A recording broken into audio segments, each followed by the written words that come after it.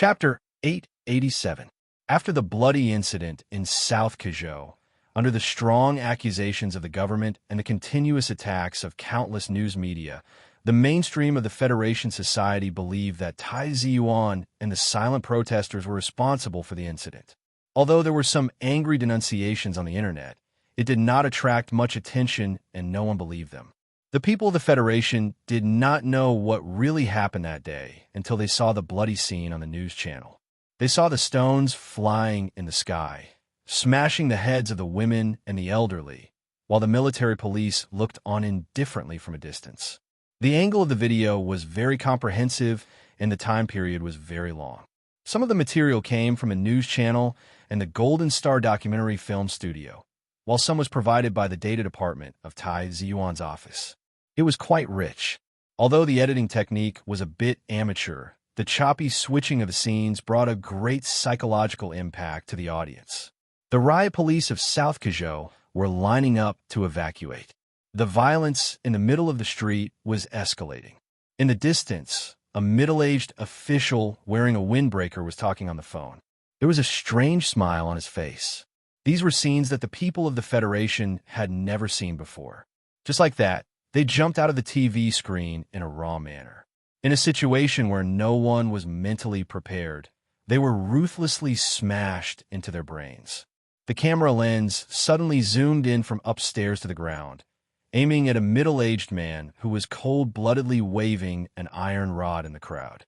Even the most ordinary people could smell the scent of a powerful organization from this man, because he appeared to be too calm. The scene changed again, aiming at an alley behind the street. The middle-aged man who was cold-bloodedly beating the protesters was paralyzed on the wall with blood all over his head. He looked at the approaching camera in horror, but he could not stop the hand beside the camera from pulling hard, pulling out a bunch of surveillance equipment from under his clothes, as well as a police officer's ID. After the Today's Federation broadcast the video for 17 minutes, the government of the Federation reacted and used remote authority to directly stop the broadcast. The person who made the video, Han Chu with a gloomy and pale face, did not care about this. The following scenes of the South Cajou Mafia brothers rushing into the alley would not be broadcasted, but the previous scenes of blood flying everywhere, even if the TV screen turned black, would still stay on the retina of the Federation people for a long time, which was enough to explain too much of the truth. Of course, a more complete video had been uploaded to the Federation's civilian network at the same time the news channel was broadcasted and entered countless computers in the shortest time possible. As the oldest, most authoritative news channel in the Federation, as well as the one with the widest audience, it had shockingly changed its conservative and even somewhat dull style in recent years. With unimaginable courage, it had suddenly broadcasted such a video that exposed the dark secrets behind the bloody incident in South Cajou. This itself was a topic that was worth exploring. However, in the fierce response caused by the video, this topic had long been forgotten. Countless people felt cheated and fooled and angrily called to complain. As time passed, the far-reaching impact of the broadcast gradually revealed its true valiance. The people of various states, who had been silently watching the march with mixed feelings, began to take to the streets in twos and threes. There were more and more demonstrations of various sizes, and the people angrily demanded an explanation from the government. 4 days after the broadcast of the video, after 14 hours of fierce debate, the Parliament Hill passed a resolution at 2:30 a.m. requesting the government to provide a detailed explanation of the bloodshed incident in South Cajou. At the same time, a temporary investigation committee was set up, and Senator Tai Ziyuan and the relevant officials of South Cajou were summoned to the Parliament Hill for questioning. The Press Association issued an announcement through major media, requesting the government to immediately release Chief Editor Bob and Senior Reporter Wood of the Capital Special District Daily. They also solemnly apologized for the incident and promised that such a situation would never happen again. Winter had already arrived in the Northern Hemisphere, and the Capital Special District finally had its first real snow. In the cold, large snowflakes, many people were keenly aware that the cold wind that passed through the leaden clouds seemed to be gradually changing direction. At this time, the Federation government made their response. In the Oval Office, President Pabre gave a televised speech to the entire Federation. In the televised speech, President Pabre did not deliberately hide the anger on his dark face, nor the deep fatigue between his eyebrows. He used a low and deep voice and a simple and sincere attitude to solemnly apologize to all the people of the Federation on behalf of the Federation government. Following that, he strongly praised the courage of the news channel to reveal the truth and announced that the bloodshed incident in South Cajou would be thoroughly investigated and severely punished. He would not allow such an ugly incident to happen again in the beautiful land of the Federation. The Federation government's investigation was very fast. The Temporary Investigation Committee on the Parliament Hill had not even come up with the establishment charter, and Senator Tai Ziwan had not yet boarded the plane back to the capital. The Joint Investigation Department of the government, consisting of the Bureau of Proclamation, the Ministry of National Defense, and the Federation Bureau of Investigation, flew to the capital of South Cajou with a murderous aura. That night, they arrested the director of the state police.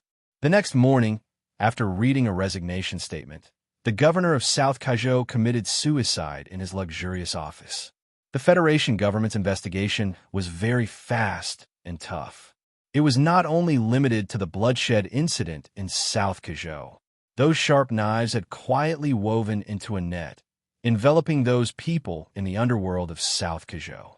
At the same time when the governor of South Cajou committed suicide, the Joint Investigation Department with high authority directly took over all the police departments in South Cajou and all the foreign spies of the Federation Bureau of Investigation.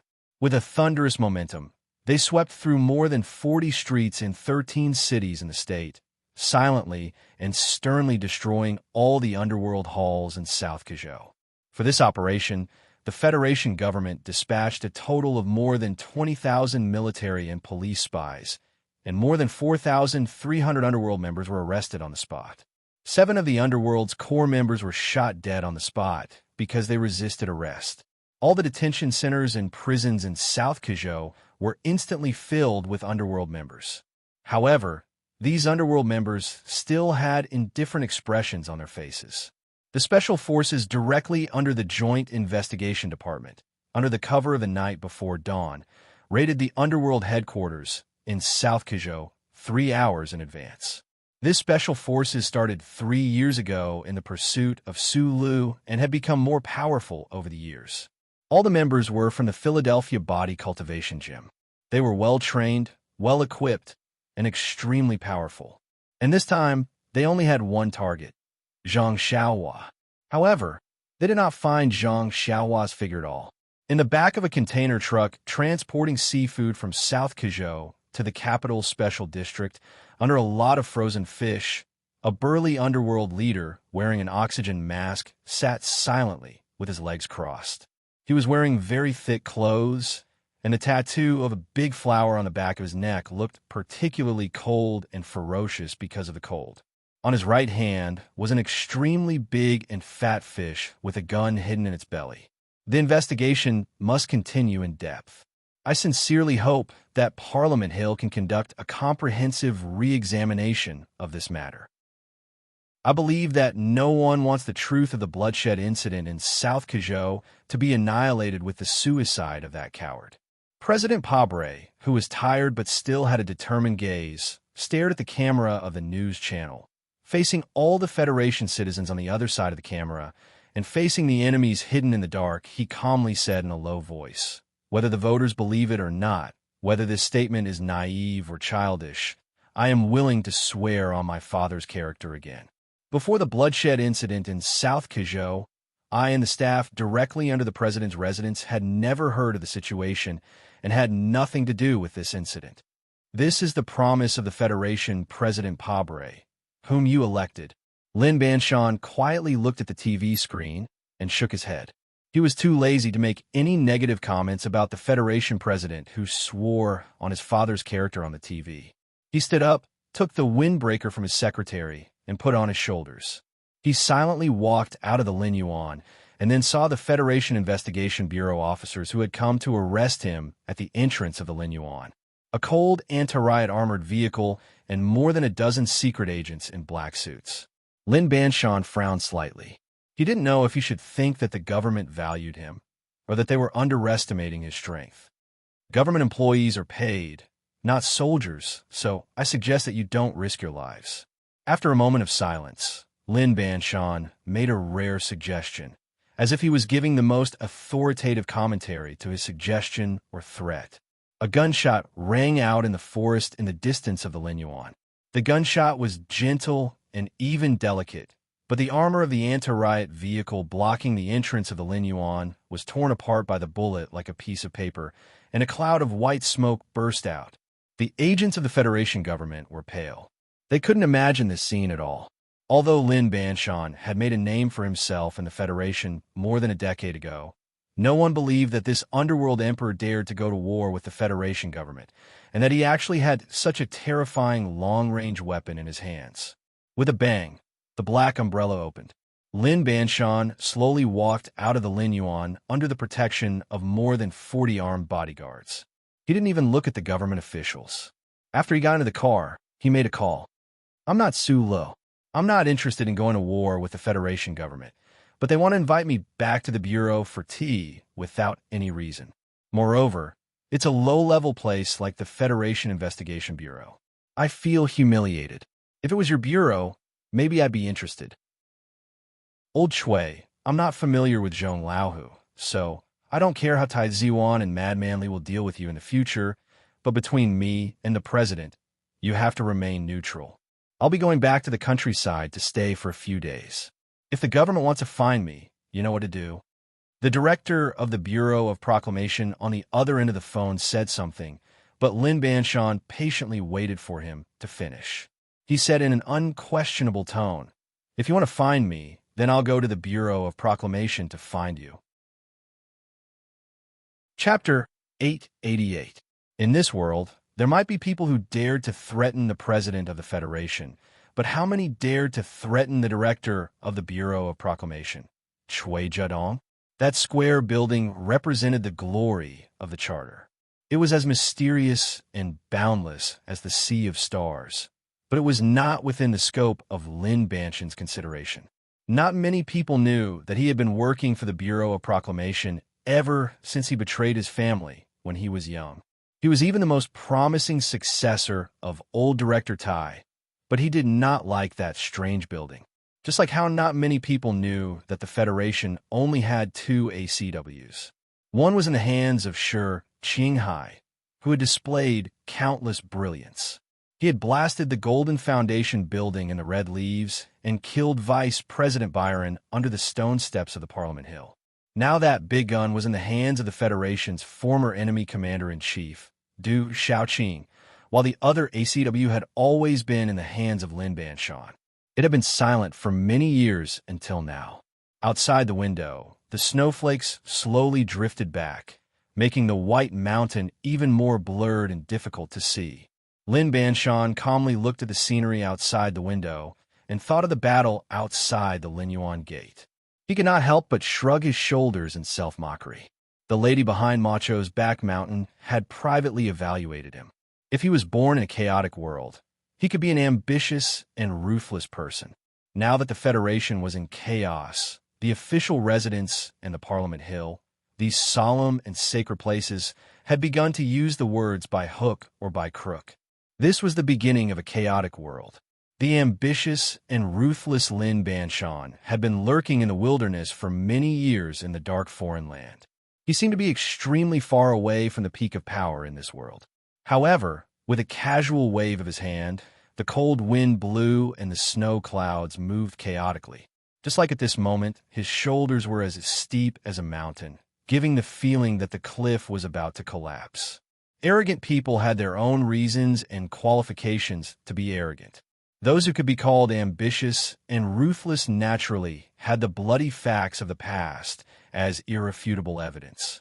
For example, Du Shaoqing, who had already arrived at the Old Moon base, could be called a famous general of the Federation because his general uniform had too many victorious halos. Naturally, his undefeated reputation would not be shaken. The Empire's army attempted to take advantage of his absence from the front lines to launch a vicious counterattack, hoping to expand the controllable battlefield on the surface as much as possible. However, no one would have thought that after this person left the Inkflower planet, he would leave a gift for the Empire in the Straits. On a warship countless light years away, a precise strategic trap was set in the middle of the scorched earth. This gift was like a burst of fireworks, exceptionally tragic, due to the completely unequal electronic signal suppression and signal disguise, as well as the fierce attacks launched by the 4 Federation mechanics in the Southwest War Zone toward the heavy oil ink mine. The Dynasty headquarters did not notice the recent troop movements of the Federation at all. On the other hand, the hundreds of miniature data relay stations that took 127 days to slowly move here from the atmosphere of the planet waited silently for another 27 days under the cold background of the universe. When the tremors came from the depths of the Straits Valley, they were suddenly activated, forming a temporary charter network. Thus, when the 3 reorganized mecha clans of the Empire used the cover of the night to pass through the straits at high speed, attempting to attack the most important equipment base of the Federation forces, they suddenly found themselves surrounded by 5 Federation mecha divisions and countless long-range missile troops. Compared to the million-strong army on the bloody battlefield of planet Emohua, the 3 mecha brigades of the Empire and the 7 mecha operators of the Federation did not seem particularly shocking. However, these 3 mecha brigades of the Empire were all equipped with the latest Wolf Fong mecha, while the 5 mecha operators of the Federation were all equipped with the latest MX mecha. They were definitely the strongest and most important force on the surface of the planet. There was a great disparity in the efficiency of the battlefield command network. The Federal troops had seized the advantage of the geographical advantage, and they also had powerful long-range firepower support. Because of these 3 simple reasons, both sides were fully prepared. Once the flames of war broke out in the Straits meeting theater of operations, victory and defeat would be decided immediately. In less than 3 days, the reorganized Wolf Fong mecha clan of the Agarwood Empire was completely wiped out. If the other 2 mecha clans were not the bravest and most skilled royal troops, perhaps this battle would have ended long ago. But even so, with their path of retreat cut off and deliberately lured by the Federation staff to the gravel area on the west side of the Straits, the Empire forces that could not fully utilize the agility of the Wolf Fong mecha still gradually fell into despair during the battle. This was especially so when a mecha named Beheading led a torrent of steel and charged over with incomparable brutality. The Empire headquarters at the rear was in chaos. The staff was filled with hoarse shouts as they tried their best to bring the remaining mecha clans back. Densely packed drones took off in high density, attempting to destroy the temporary charter network outside the atmosphere of the Straits battle zone. After calming down a little, everyone in the Empire headquarters was pondering a question. Why did the 4 Federation divisions in the southwest side of the graphite mine area make the feints so realistic? Why did they not care about the heavy casualties and continue to attack with such high intensity? Why did the headquarters completely misjudge the true intentions of the Federation forces? Yes, the battle in the graphite mine area was even more intense than the Straits battle zone. During those 17 days of silent waiting, the entire Emohua planet was peaceful. Only this area was filled with smoke and broken limbs. Without any more support, the 4 Federation divisions launched a tide-like attack on the tightest area of the Empire's defense line as if they did not care about their own lives. They soldered the enemy's reserve brigade firmly in the southwest direction, not daring to move in the slightest. If this was a feint, then these soldiers of the Federation divisions were using their own lives to cover for their brothers in the Straits area.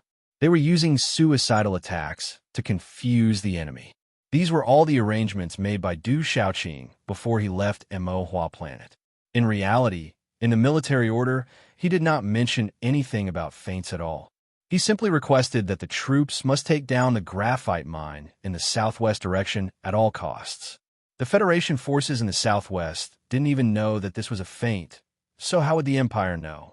This was perhaps a crafty path that did not belong to the realm of fair and square. However, in order to maintain the balance of power after leaving the front lines, and to be able to take a bite of the Empire's most delicious piece of meat in one go, Du Shaoqing made up his mind without hesitation.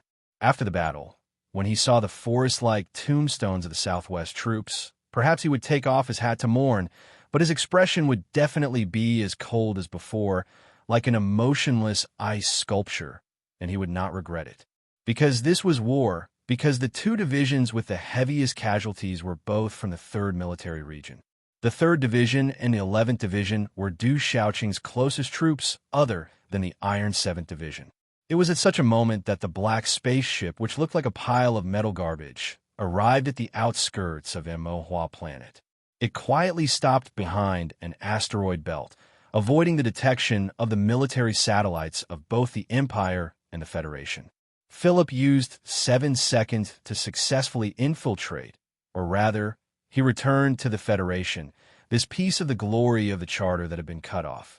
It was very obvious that the Federation's Bureau of Proclamation had made a lot of corresponding preparations in the past 3 years. He could not obtain the highest level of authority, nor could he obtain comprehensive information, but it was already enough for him to clearly see the story before and after the battle at the Straits. Sulu silently looked at the information on the screen, and then he turned his head to look out the window.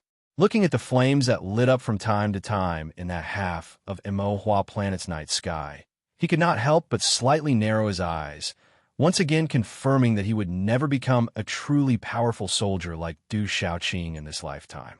In the blink of an eye, tens of thousands of subordinates fell one after another for the sake of a cold strategic goal.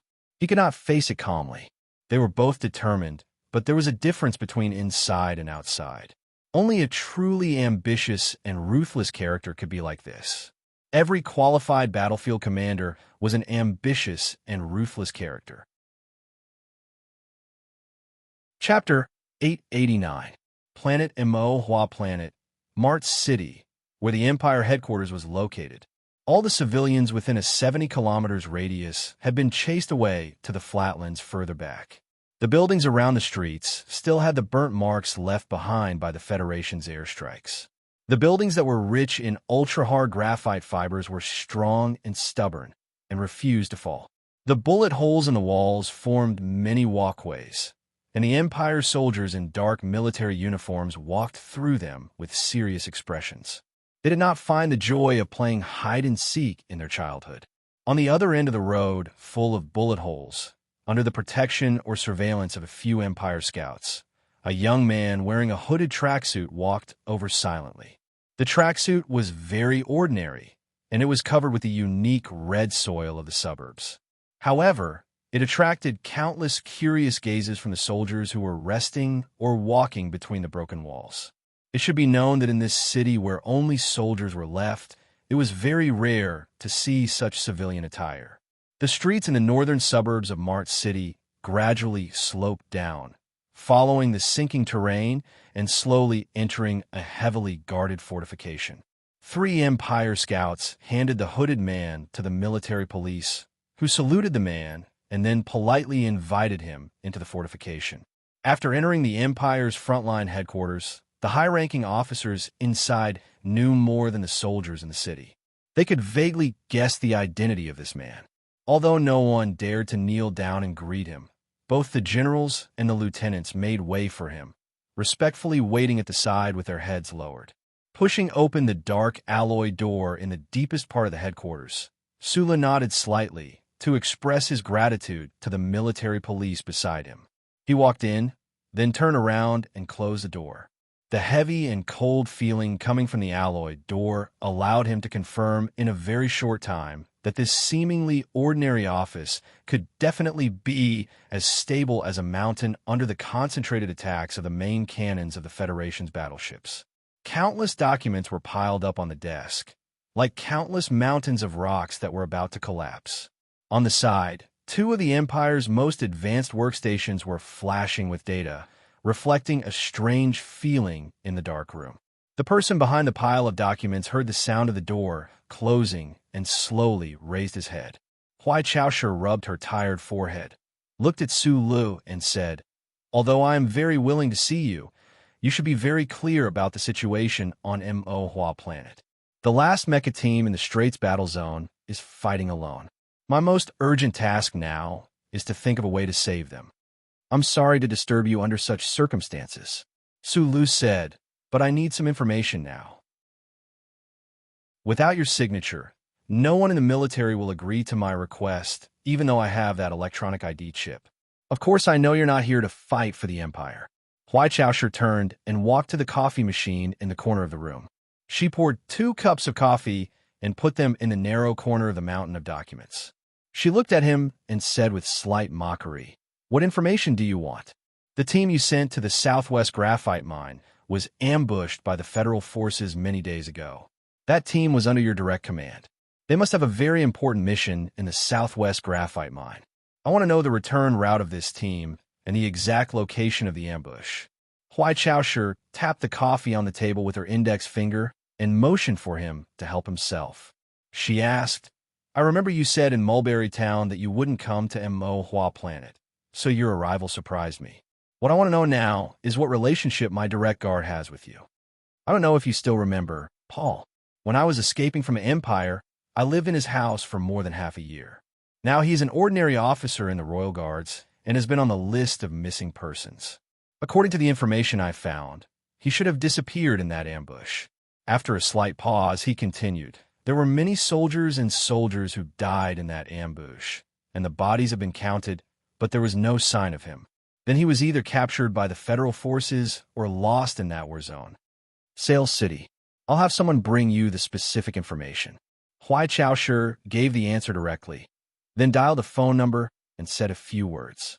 Then she looked at him quietly, frowning slightly, and said, "The problem is that there are many people like him who are missing. Some of the Empire's soldiers may be waiting for support on the flooded cliff. It is unfair and unreasonable to send troops to search for him because of personal relationships.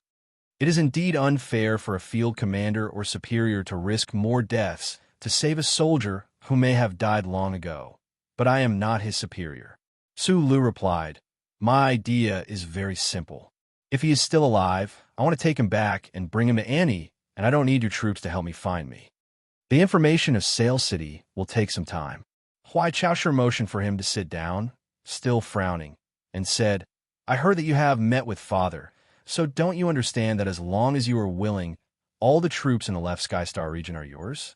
You can have more power to do what you want to do, to protect those you want to protect." Su Lu replied, "The greater the power, the greater the damage. Overlooking this planet from space, looking at those flames in the night, I am more and more certain that I do not have the ability to accept this ability calmly and use it well." The 3 consecutive abilities were somewhat long-winded, but they fell into Huai Chaoshi's ears clearly. She looked at her only brother quietly and asked, "So you refuse the invitation of the rebel organization, and even though their goals seem to coincide with your ideas, you are not willing to be emperor? This is the other important question I want to talk to you about." Su Lu looked at his only sister calmly and said, "I heard of a concept from them called the Republic of the False Monarchs. If you're interested, you could take a look at the related works after the war. Whether it is called the Republic of the False Monarchs or the Constitution of Monarchs, it has no practical meaning." Huai Chaoshi calmly revealed the profound knowledge hidden behind her ordinary appearance and terrifying martial strength. "Besides, neither you nor I know how long this war will last. It is meaningless to talk about reform now. But you should know that the left Sky Star region does not have a charter. It is impossible to control such a vast empire. The bloody suppression and the strict hierarchy can only be maintained for a while, not forever. Otherwise, the imperial family would not have thought of reforming these decades. If this continues, there will come a day when the imperial family will be chased out of power by the angry masses, hanged on the gallows, and disappear from history." Su Lu knew that there were not many chances to talk to Huai Chaoshi like this, and he had to cherish the moment when he could influence the future empress of the empire, so his words were extremely direct, even somewhat impolite. "Can't we withdraw from the stage of history like the Thai family of the Federation? This is a happy ending for everyone. Huai Chaoshu looked at him with a smile that was not a smile. She sighed softly and said, "You once admitted that you are an idiot in politics, so I don't understand why you are teaching me a lesson today. The current environment of the empire is different from that of the Thai dynasty of the past, so the methods that can be used are naturally different. You should have seen Prince Jin Zhang, who is temporarily managing the Intelligence Bureau on behalf of me." She retracted her smile and said seriously, "Do you know how many young and ambitious imperial family members like him are on Tianjin planet? Do you think that these people are willing to give up their status and interests just to embrace the bright and free future of the left Sky Star region, and that the bright future will be their darkness?" Huai Chaoshu slowly stood up. Her body was thin and not tall, but it gave people a strong sense of oppression. She looked at Su Lu and said calmly, "The blood of the Baiyin Huai family is filled with stubbornness and pride. Before we are killed by the enemy, we will never surrender. Regardless of whether it is Prince De Lin who died in your hands, or my uncle who jumped from the Jiaxing Palace, or even yourself, they have all proven this. Do you know why no one in the current imperial family dares to challenge the orthodox? It is because my father is strong enough, and I am strong enough. Even if I am the only one left in the end, I am strong enough. Once I accept your suggestion and use those false political terms to bind my hands and feet, announcing my weakness to the entire left Sky Star region, then my strength will be greatly reduced. Many people like Prince Jin Zhang will come out to challenge me and my father." Sulu was silent for a long time, seriously thinking about the meaning behind Huai Caoshu's words. In the end, he could only shake his head. He was not disappointed, but he felt that these things were really tiresome. An officer knocked on the door and brought in the information Sulu wanted. Huai Chaoshu looked at him, who was quickly flipping through the information, and suddenly said, "It is rare for you to take the initiative to mention these things. I keep feeling that it is a bit strange. Let me guess. Are you preparing to return to the Federation?" "It is possible." Sulu stood up and replied, "Why do you want to go back?" Huai Chaoshu narrowed her eyes slightly and asked, "Could it be that you still have fantasies about those hypocrites?" Sulu was silent for a long time. Then he scratched his head awkwardly and said, "If I say that I want to return to the Federation to end this war, would you think that it is ridiculous?" Hearing these words, Huai Caoshu's narrowed eyes slowly relaxed. Her dark eyes, which were like the center of a nebula vortex, gradually brightened and revealed a trace of a smile. She said in a low voice, "It is indeed ridiculous." Before saying goodbye, the brother and sister hugged again. Their movements felt as clumsy and unnatural as the last hug. The most powerful pair of brother and sister in the world still needed some time to get used to being together like a family. Fortunately, they were still very young, so there was still a lot of time.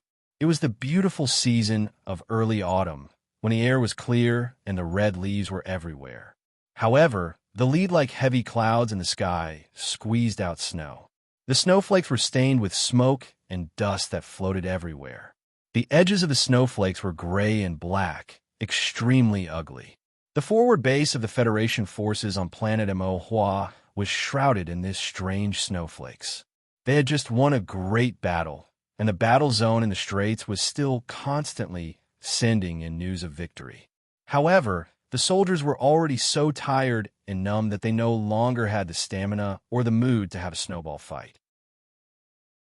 In a certain room in the headquarters that was in a state of high alert, Lieutenant General Hu Lian, who had replaced Du Shaoqing as the commander-in-chief of the enemy in the Federation, looked at the officer in front of him with a gloomy expression and roared, "Colonel Li Feng is still fighting a bloody battle in the Straits battle zone, and those 4 heroic mechanic teams are fighting in the Southwest battle zone.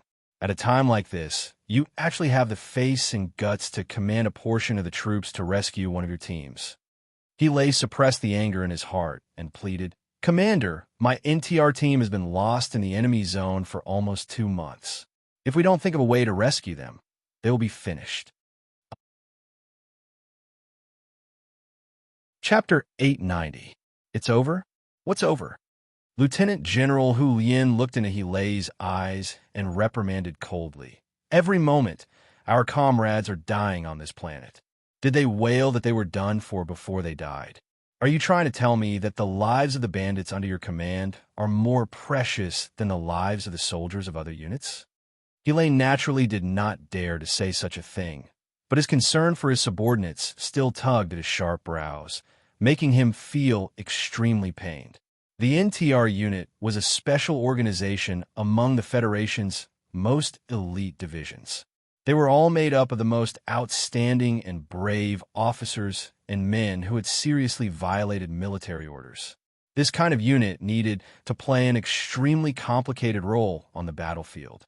Their combat strength was valiant, but they often had to undertake the most difficult and dangerous missions.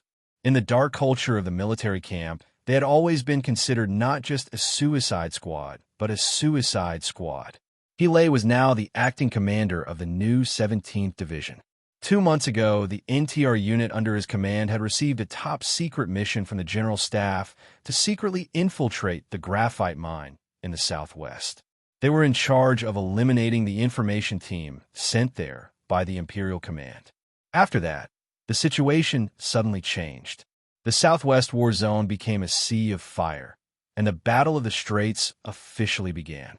Under such a vast background, the NTR unit, which only had 70 people, instantly became an inconspicuous existence. It was to the point that other than the 17th Division, not many people noticed their disappearance. Hele was well aware of the danger of this secret mission. In his opinion, this kind of mission that was almost impossible to complete was purely a suicide mission. Now, there was no news of this unit, and they had fallen into the most desperate Southwest War Zone. There were no brother units around to respond to, so the situation was definitely extremely dangerous. Commander, we've already lost contact with the NTR unit's Camp 1. Camp 2, which is closest to our war zone, has also lost supplies. We should at least send a reconnaissance unit to provide supplies and ask about the situation over there, right? Thinking of the tragic scene that could happen on the front lines, thinking of Xiong Linquan and the other members of the first 7 teams who had been forcefully transferred into the NTR unit by the General Staff before the battle, Hele felt as if his body had fallen into a cold ice cellar. He clenched his fists and said angrily, "I don't dare say that their lives are more precious than others, but although that unit only has 70 people, all of them are the most outstanding vanguards. 34 of them have the title of War Hero." Lieutenant General Hu Lian looked at the unruly colonel and said in a cold voice, "We are all men who have risked our lives on the front lines. Who doesn't wear a few military medals in front of their chests when they pick a random unit? Colonel Hele, watch your identity and words. Even if you are the acting commander of the new 17th Division, you have no right to ask other troops to make unnecessary sacrifices for your people. Think about the 4 divisions in the Southwest War Zone that are about to be crippled. Just think about the Black Mountain Group that had fought for 48 hours to seal off the northern route of the Straits War Zone. Don't you understand what it means for the headquarters to have the new 17th Division stay in the rear? And you still have the face to raise conditions with me at this time." The general's expression was dark as he scolded. "According to Commander Du's plan, the federal forces want to take down the 3 strongest mecha clans in one go. Do you know how much we have to pay? Every unit has its own mission. If you want to rescue that NTR unit, who will you send? Have Colonel Li Feng withdraw from the Straits? Or have the Northern Armored Division ignore that princess and go straight south?" The new 17th Division had been unable to participate in this bloody battle that had been planned for a long time on planet Emohua, so they were in an extremely awkward situation. Hele knew very well why the upper echelons of the military wanted his unit to stay in the rear.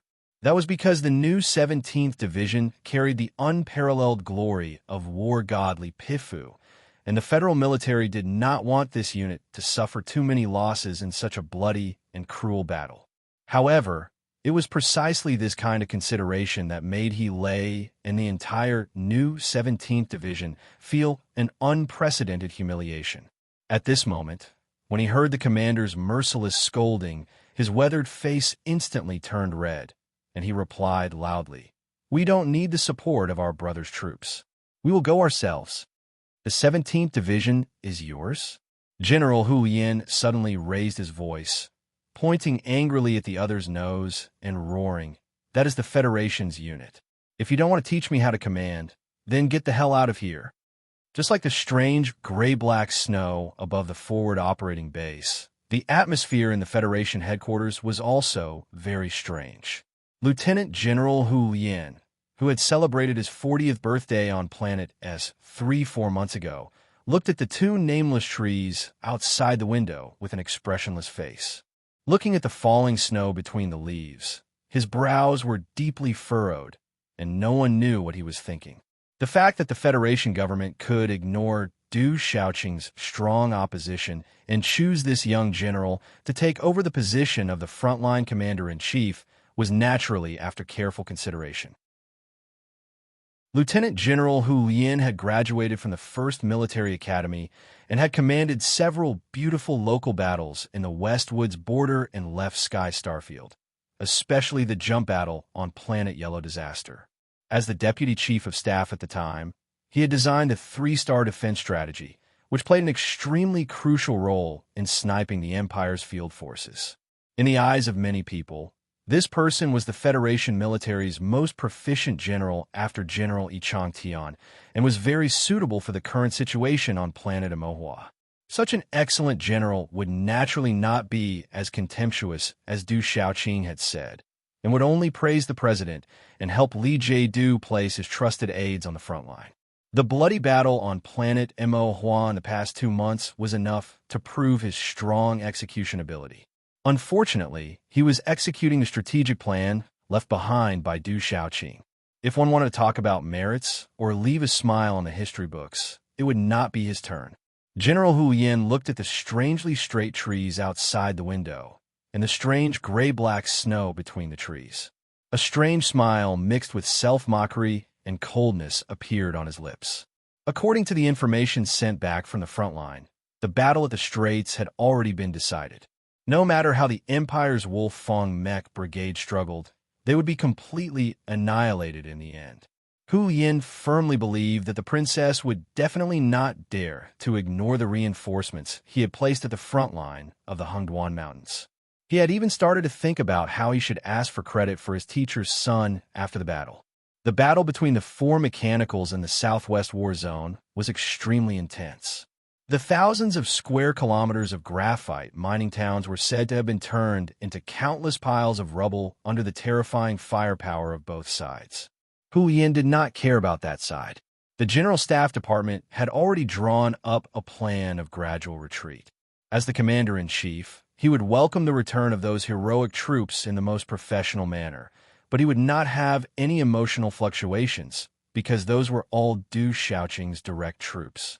As for that unknown NTR troop, Lieutenant General Hu Yin slowly walked back to the table and silently looked at the electronic map on the hologram table. Looking at the mottled color blocks that represented both sides, his brows that had just become slightly relaxed, once again furrowed. After this battle, it would be difficult for the Empire's troops to launch a strong counterattack.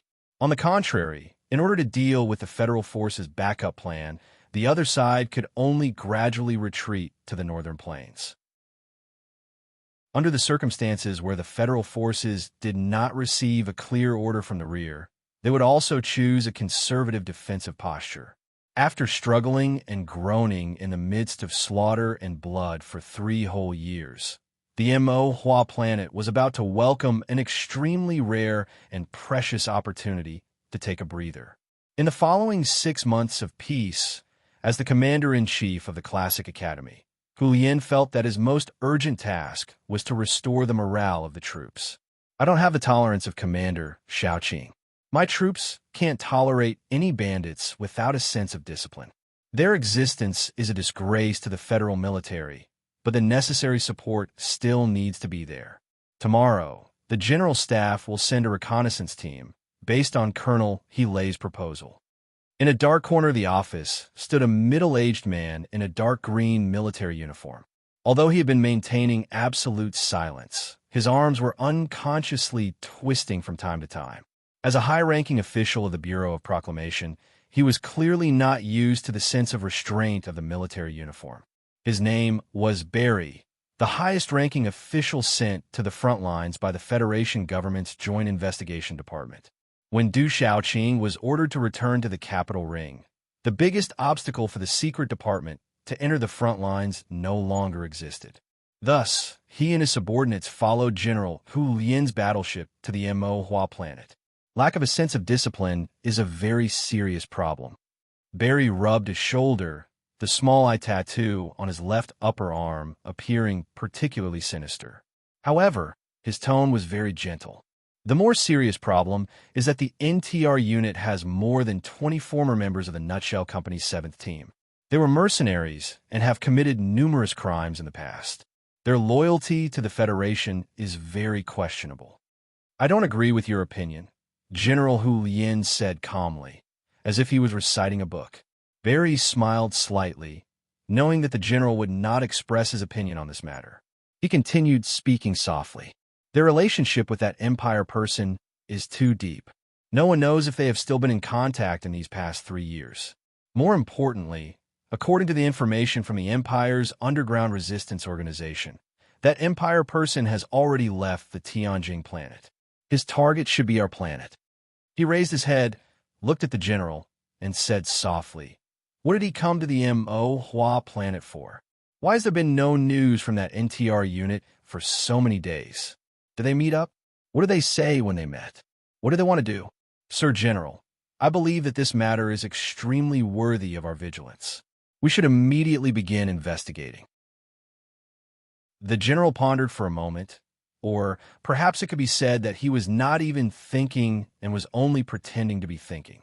Then he nodded slightly and said in a deep voice, "Tomorrow, your investigation team will go with that reconnaissance unit." Barry nodded slightly and then walked out of this dark and strange room. Outside the door, he looked at the gray snow falling from the sky with an expressionless face, and the corners of his lips couldn't help but curl up into a mocking smile. As the Federation's most outstanding investigation expert, he was very disdainful of the general's clumsy performance. However, he did not understand why certain powers in the military would suddenly remember that 7th team that had long been unknown to the public. Was it for the sake of consolidating the military's morale, or was there some other reason? That NTR unit had not been forgotten by the Federation military. Instead, it was a deliberate action. Their support or rescue would only bring them more danger. Chapter 891. 2 months ago, General Hu Lian officially took over all the federal forces on planet Mo Hua. His staff had transferred Xiong Linquan, Gu Shifeng, De Wincy, and the other members of Group 7 into NTR ahead of time. Now, the new 17th Division in RT was deep in the Southwest War Zone, and there was no news of them. Looking back at the original staff transfer order, it seemed like a conspiracy, but in reality, that was not the case. The highest general of the Federation, the Bureau of Proclamation official with extremely high authority, in the eyes of these big shots, the NTR unit that disappeared in the Southwest War Zone, no matter what kind of arrogant history the members had, and how many of them were once war heroes of the Federation, were truly just small fry. The transfer order 2 months ago might have been some kind of purge and exclusion. The reason why it could not be considered a conspiracy was because it was more like a casual and simple method. The mission still needed people to do it, so the general lightly waved his sleeve and sent them into danger. It was that simple. De Wincy was half kneeling on a rock in the forest, biting on a dry cigarette like a hooligan. The bright line of fire burned along the cigarette paper, and it had already swallowed up the second number 7. The smoke curled around his dark face, and it was so piercing that his eyes narrowed slightly. He looked at the person in front of him from the corner of his eyes. As the captain of NTR's 2nd Support Camp, which was closest to the Federal War Zone, he had already stayed in this lousy forest where even crows were too lazy to poop for 2 whole months. These days, he and his 3 subordinates were accompanied by insects in the fog. On one hand, they were worried about their comrades who had suddenly lost contact with them after crossing the mountains and entering the Southwest War Zone. On the other hand, they counted the decreasing supplies and endured the days with difficulty. Now that they had finally waited for reinforcements from the forward base, they did not expect that at the same time they would be waiting for these gloomy and smelly fellows. His mood was abnormally irritable, and he did not even care about the instant noodles that the scout squad leader sent over. He stared at the person in front of him and roared, "How many F***king times do you want to ask? If this young master knew where they were right now, would I still be squatting here like a rabbit?" A second lieutenant in a light yellow military uniform stood in front of him and questioned him in a very serious tone. The NTR unit has 2 microfilter radios, and according to the records of the Electronic Information Unit, the day after you crossed over these mountains, you received the electronic screen fake overflow code. So I can't understand why there hasn't been any news from your unit after so many days. Where are they now, and what are they doing? Da Vinci was too lazy to pay attention to him. He waved his hand and called the squad leader over. He frowned and asked, "Brother, are you here to support or to interrogate? Do you think I'm a prisoner? What did that mean? And where did this guy come from?" "My file is still with the Ministry of Defense." The second lieutenant tidied up his uniform and replied, "I've been transferred to the Joint Investigation Department. Although some of the words may not sound good, I must remind you that I have Level 4 charter authority. You must answer my questions." So he's a freak with small eyes. No wonder he's so annoying. Da Vinci's eyes fell on the blood-red eye pattern on the left upper arm of the other party's military uniform and said in disgust, "Fuck, when did you have the guts to come to the front line?" The expression of the second lieutenant of the Small Eyes Combat Unit was still calm. He coldly looked at Da Vinci's face behind the smoke and suddenly asked, "Are you still in contact with Sulu?" The cigarette that had not burned out its life slipped from Da Vinci's dry lips and fell into the crack of the stone under his feet. A few sparks burst out and were instantly extinguished. That was a name that many people did not want to mention, but could not forget. Da Vinci slowly narrowed his eyes. He vaguely guessed that some people probably thought of the 7th group again. He looked up at the second lieutenant's face and said indifferently, "You better be careful. People like us are prone to flipping out." "You must answer the question truthfully," the second lieutenant said with a gloomy expression. "Answer the F***CK, Da Vinci replied expressionlessly. Then he slowly stood up from the stone and looked down at the officer of the Small Eyes Combat Unit. He reached out and pulled the second lieutenant's epaulette on the shoulder of the second lieutenant. "Grandson, I'm the worst in the 7th group, but I'm still a captain. When you get to my level, it won't be too late to F***king show off." As night fell, the forest became lively. In the tent of the NTR unit's second reception camp, Da Vinci was silent for a long time with a 37 brand cigarette in his mouth. He was not recalling the glorious past of the 7th group represented by that name. Instead, he was waiting for a certain piece of news. His subordinate behind him took off his headphones and whispered a few words behind him. Da Vinci's brows furrowed even more. Before Gu Shifeng set up Camp Number 2, she had left him some very useful monitoring equipment. Originally, it was used to increase the monitoring strength of the outer edge of the forest. Now, it was used to eavesdrop on the private conversations of the investigation team. "Captain, those guys have the authority. You can't go against them. But if we all go back to the forward base for questioning, what will happen when the troops come back?" Da Vinci frowned and said, "I keep feeling that something is wrong with this matter. Without the support, it will be more difficult to support the people in front. These investigation team members don't know too much inside information. I have to find a way to get to Camp Number 2. If old Gu is still alive, I'll get him to find out what happened in the base."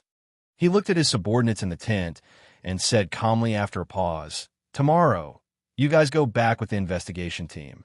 Don't object. You're not part of the 7th group. No one will make things difficult for you." "Captain, what about you?" a soldier from the West Woods asked anxiously. "There's no movement on the other side of the mountain. Who knows if old Gu and the others are still in Camp Number 2. Later, I'll slip away first. Whether or not they're there, I have to go and take a look. Otherwise, I won't give up." "Slip away? That's a deserter from the battlefield. You'll be court-martialed," another soldier said uneasily. Da Vinci threw the cigarette, but to the ground, and crushed it with the hard soles of his military boots. He said, F***CK.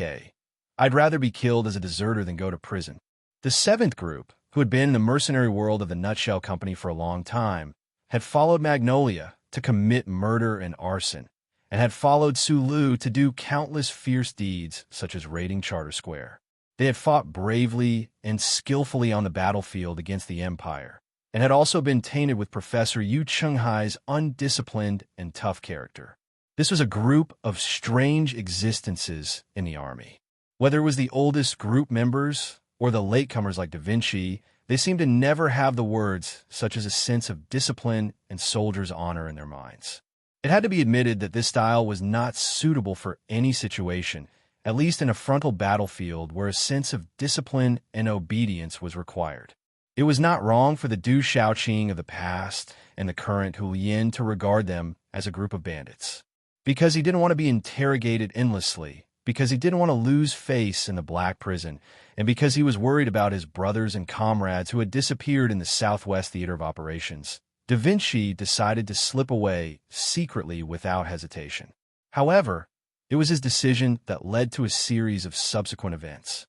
When he was about to use the darkness of the night to sneak into the forest and then cross the mountains to find his troops, the second lieutenant, with a gloomy expression, and the 7 small-eyed soldiers of the Special Forces appeared in front of him. At this time, the stars were bright, and they penetrated through the dense forest. The vision was excellent. Da Vinci spat and found that he had underestimated these Special Forces soldiers who looked like they were made of wood. He thought that it was extremely embarrassing for him, a member of the 7th group, to have his escape route cut off. The soldiers in the tents in the camp heard the commotion outside, including the reconnaissance squad and Da Vinci's 3 subordinates. They all rushed out with guns in their hands. Under the starlight and the accompaniment of the insects, more than a dozen federal soldiers entered standoff. The situation at that time was not tense. No matter how undisciplined and arrogant Da Vinci was, it was impossible for him to pick up a gun and shoot at his own people. He smiled awkwardly and was about to say something, but then he went back to sleep. You dare to resist the investigation? The second lieutenant of the small-eyed unit looked at him coldly and mocked. I think that no matter what the follow-up investigation results, just based on the previous scene, you will definitely not be a captain. In the evening, you said that you want me to be in your position, and that's it? The members of the 7th group were extremely thick-skinned. Otherwise, their survival rate on a battlefield would not be so high. Listening to the other party's sarcastic provocation, Da Vinci smiled slightly and did not care. He also made the Lan Xiaolong shrug that was one of the 7th group's standard actions, along with Su Li's narrowing of eyes. His shrug had ruined the whole thing. Perhaps the starlight that night was too bright and blurred, or perhaps the insects that night were too loud because it was mating season. The scouts who had just rushed out of the tent happened to be at the back of the confrontation scene and did not see his movements clearly. They did not hear the second lieutenant's words and did not know whether Da Vinci had a gun or not. In the blurry vision of the night, they only saw Da Vinci shrug his shoulders. As an excellent scout, he was not as excellent as the 7th group to always maintain a calm and relaxed state of mind. Therefore, one of the scouts instinctively judged that he was going to shoot. So he pulled the trigger first. The barrel of the gun spewed out smoke, and the sound of bullets fired rang out. When the first gunshot tore through the silence of the forest, countless bullets flew in all directions. After a short 3 seconds, following the second lieutenant's angry roar, the gunshots abruptly stopped. Da Vinci slowly turned his somewhat stiff body and found that the team members he had been with for 3 years were all lying in a pool of blood. At the same time of death, the first 4 scouts and a Special Forces soldier of the small-eyed unit were killed by the bullets fired by the 3 team members. Da Vinci frowned, and his narrowed eyes gradually turned red, just like the bloody wound on his shoulder at this time. A submachine gun lay quietly on the wetland at his feet. Gunshots rang out again. 27 seconds later, Da Vinci was shot in the waist again. He killed 3 experts of the small-eyed Special Forces at the cost of this. Like an injured wild tiger, He roared and rushed into the dense forest. Chapter 892. A total of 14 people from the Federation's investigation department and the reconnaissance team went to Camp Number 1 in the woods, but only 7 people came back, and they did not bring back the target of their investigation. Because of the shooting incident that happened that night and Leonardo's escape, the FOB was in an uproar. According to the confessions of the Small Eyes Special Forces and the reconnaissance team, the federal military headquarters quickly determined the nature of this vicious incident. Several major agencies, including the Military Law Office, immediately began an in-depth investigation. They investigated the new 17th Division that the NTR unit belonged to, as well as the officers who had close contact with Leonardo. The evidence was irrefutable and shocking. Many officers of the new 17th Division were invited into the dark room to drink tea, but they couldn't feel too much resentment or anger. They were only bewildered and confused. Why would Da Vinci do such an inconceivable thing? Lieutenant General Hu Lien stared coldly at Commander. He lay in front of him and waved his hand to stop him from asking. He said coldly, "I only need you to explain why your subordinate reacted so violently when the reinforcements arrived. If he resisted the investigation because he was emotionally unsatisfied, then how do you explain why this deserter had the guts to shoot at his colleagues?" The green stubble on Hilei's chin quickly withered in the past few days. He stared with bloodshot eyes and said, "General, Leonardo is a very excellent grassroots officer. Although I admit that there are some problems with his sense of discipline, I can guarantee that he would never shoot at his colleagues in cold blood. There must be a misunderstanding." Hearing the word misunderstanding, the coldness in Hu Lien's eyes became more and more intense. He picked up the stack of notes from the table and slammed them on Hilei's face. He roared, "Misunderstanding? Read it yourself." 2 rounds of bullets turned 3 Special Forces members into a hornet's nest. This is also a misunderstanding.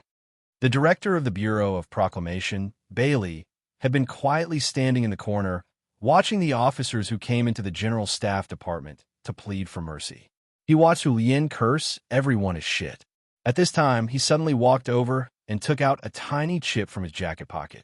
He looked at Hilei and said softly, "Commander according to the Bureau of Proclamation's chip, Leonardo has been seriously injured and is fleeing in the direction of Akihabara.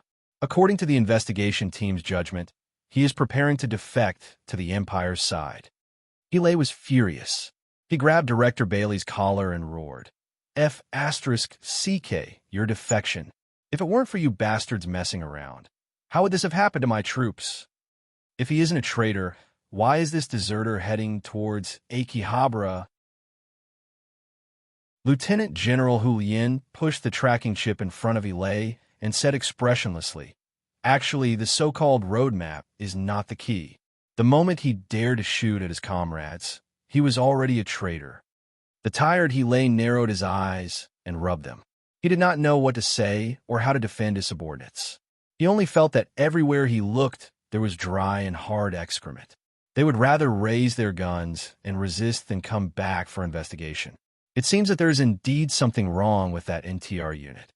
What makes me even more vigilant is whether that deserter called Leonardo has noticed something.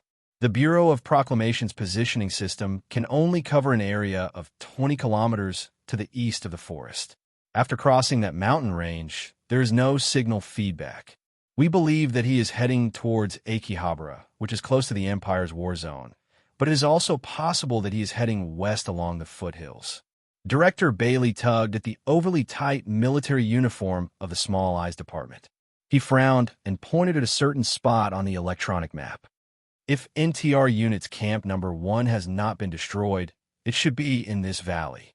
Leonardo might want to go there to meet up with his team members. He turned his head to look at the table and saw that Lieutenant General Hu Lien was resting with his eyes closed. He could not help but subconsciously cough twice and continue. NTR Unit's Camp Number 1 has a standard of 14 people. 4 of them are from Old Seven's team. What's even more troublesome is that the electronic warfare expert called Gu Shifeng is also there. Seeing that Lieutenant General Hu Lien was still expressionless, Director Bailey sighed in his heart and continued to introduce Gu Shifeng. This person is the best electronic warfare expert in the federal military. He is especially good at setting up electronic triggering networks in the forest.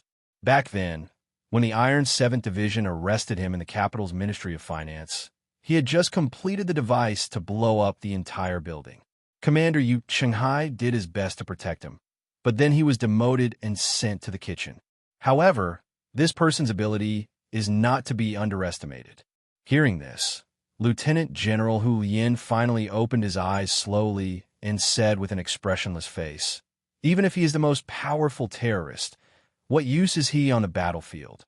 But what if NTR unit is still alive? What if Da Vinci, Gu Shifeng, and the others meet up with NTR unit?" Director Bailey asked with a frown, "What if NTR unit discovers our intentions? Right now, there's a Federation captain who escaped at the last moment and cold-bloodedly killed several Federation soldiers. No matter how you look at it, he is a traitor." Hearing Director Bailey's three ifs, Lieutenant General Hu Lien raised his eyebrows in disgust and reprimanded in a deep voice, "Investigating unstable elements in the military is the responsibility of the Joint Investigation Department.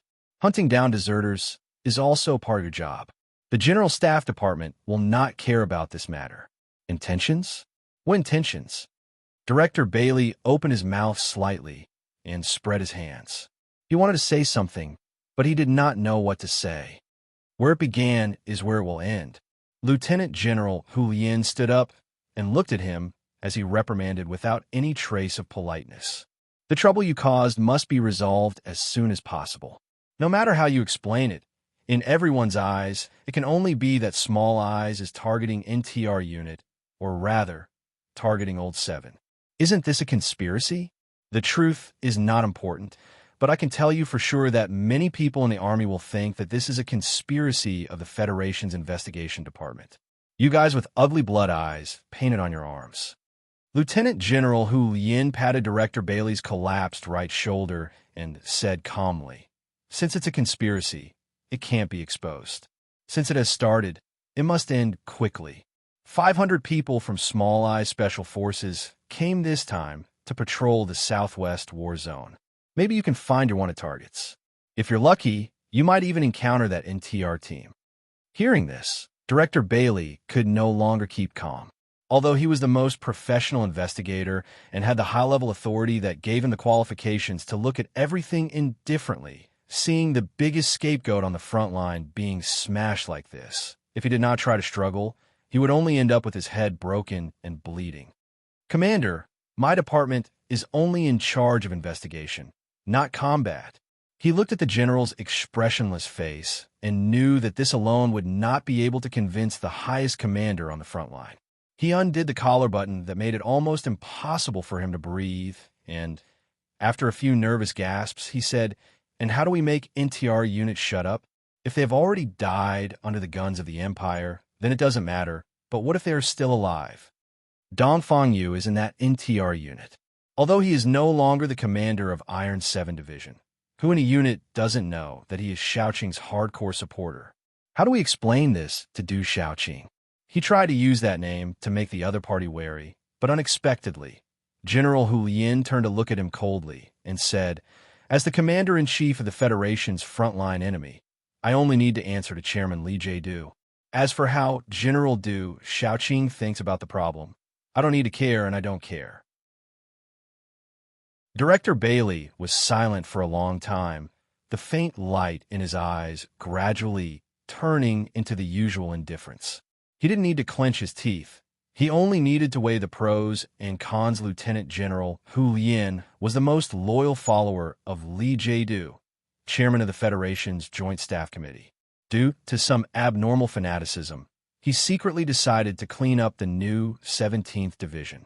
The general insisted that only by washing away the stench of Su Lu and that damned Iron 7 Division and returning the soldiers to a clear and bright atmosphere could this Federation's mighty division regain its glory in the hands of the most qualified person to have it, wave in the wind of the battlefield, and once again become the indomitable banner of the Lees of Philadelphia. Director Bailey was a high-ranking official of the Federation's Bureau of Proclamation. He was currently the highest-ranking officer of the Federation's Federation Investigation Department stationed at the front lines. He was loyal to President Pabre, but this operation did not receive the government's authorization. The investigation of the NTR unit was more based on some kind of instinct. For a secret organization, investigation, intimidation, torture, and cleansing were the sun, rain, and dew that they needed to survive. It was the foundation of their survival. If they didn't do these things, what was the need for them to exist in this world?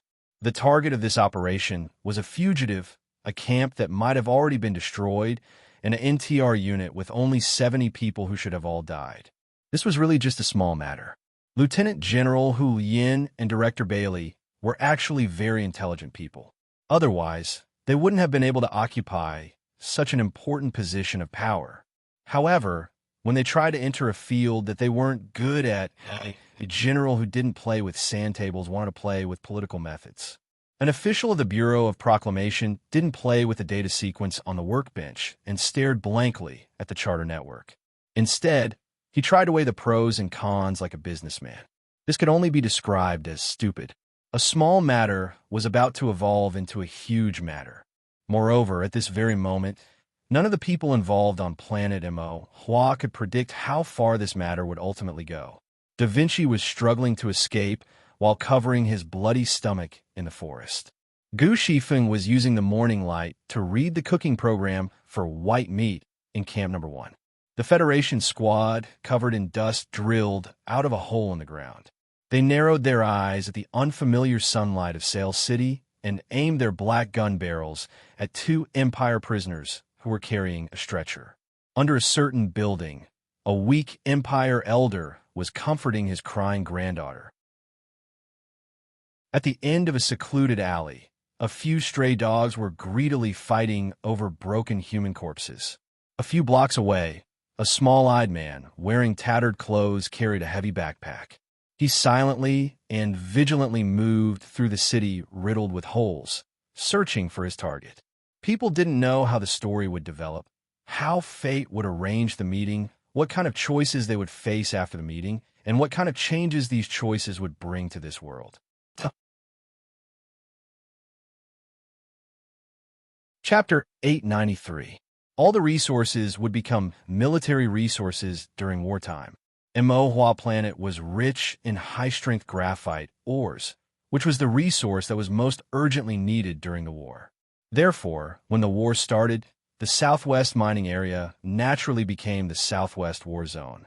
It became the hot land that the Federation and the Empire desperately fought for. Then it gradually became a wasteland under the damage of gunpowder and bullets. Sail City, which was located in the center of the Southwest War Zone, was the largest settlement of workers in the Empire's graphite mining area. After thousands of years of mining and cultural accumulation, this city had brought a pleasant atmosphere. The old-style buildings were neatly arranged on both sides of the street. The big sycamore trees stretched their broad leaves peacefully, bringing shade and happiness to the people walking on the street. Now, this city had long become a wasteland.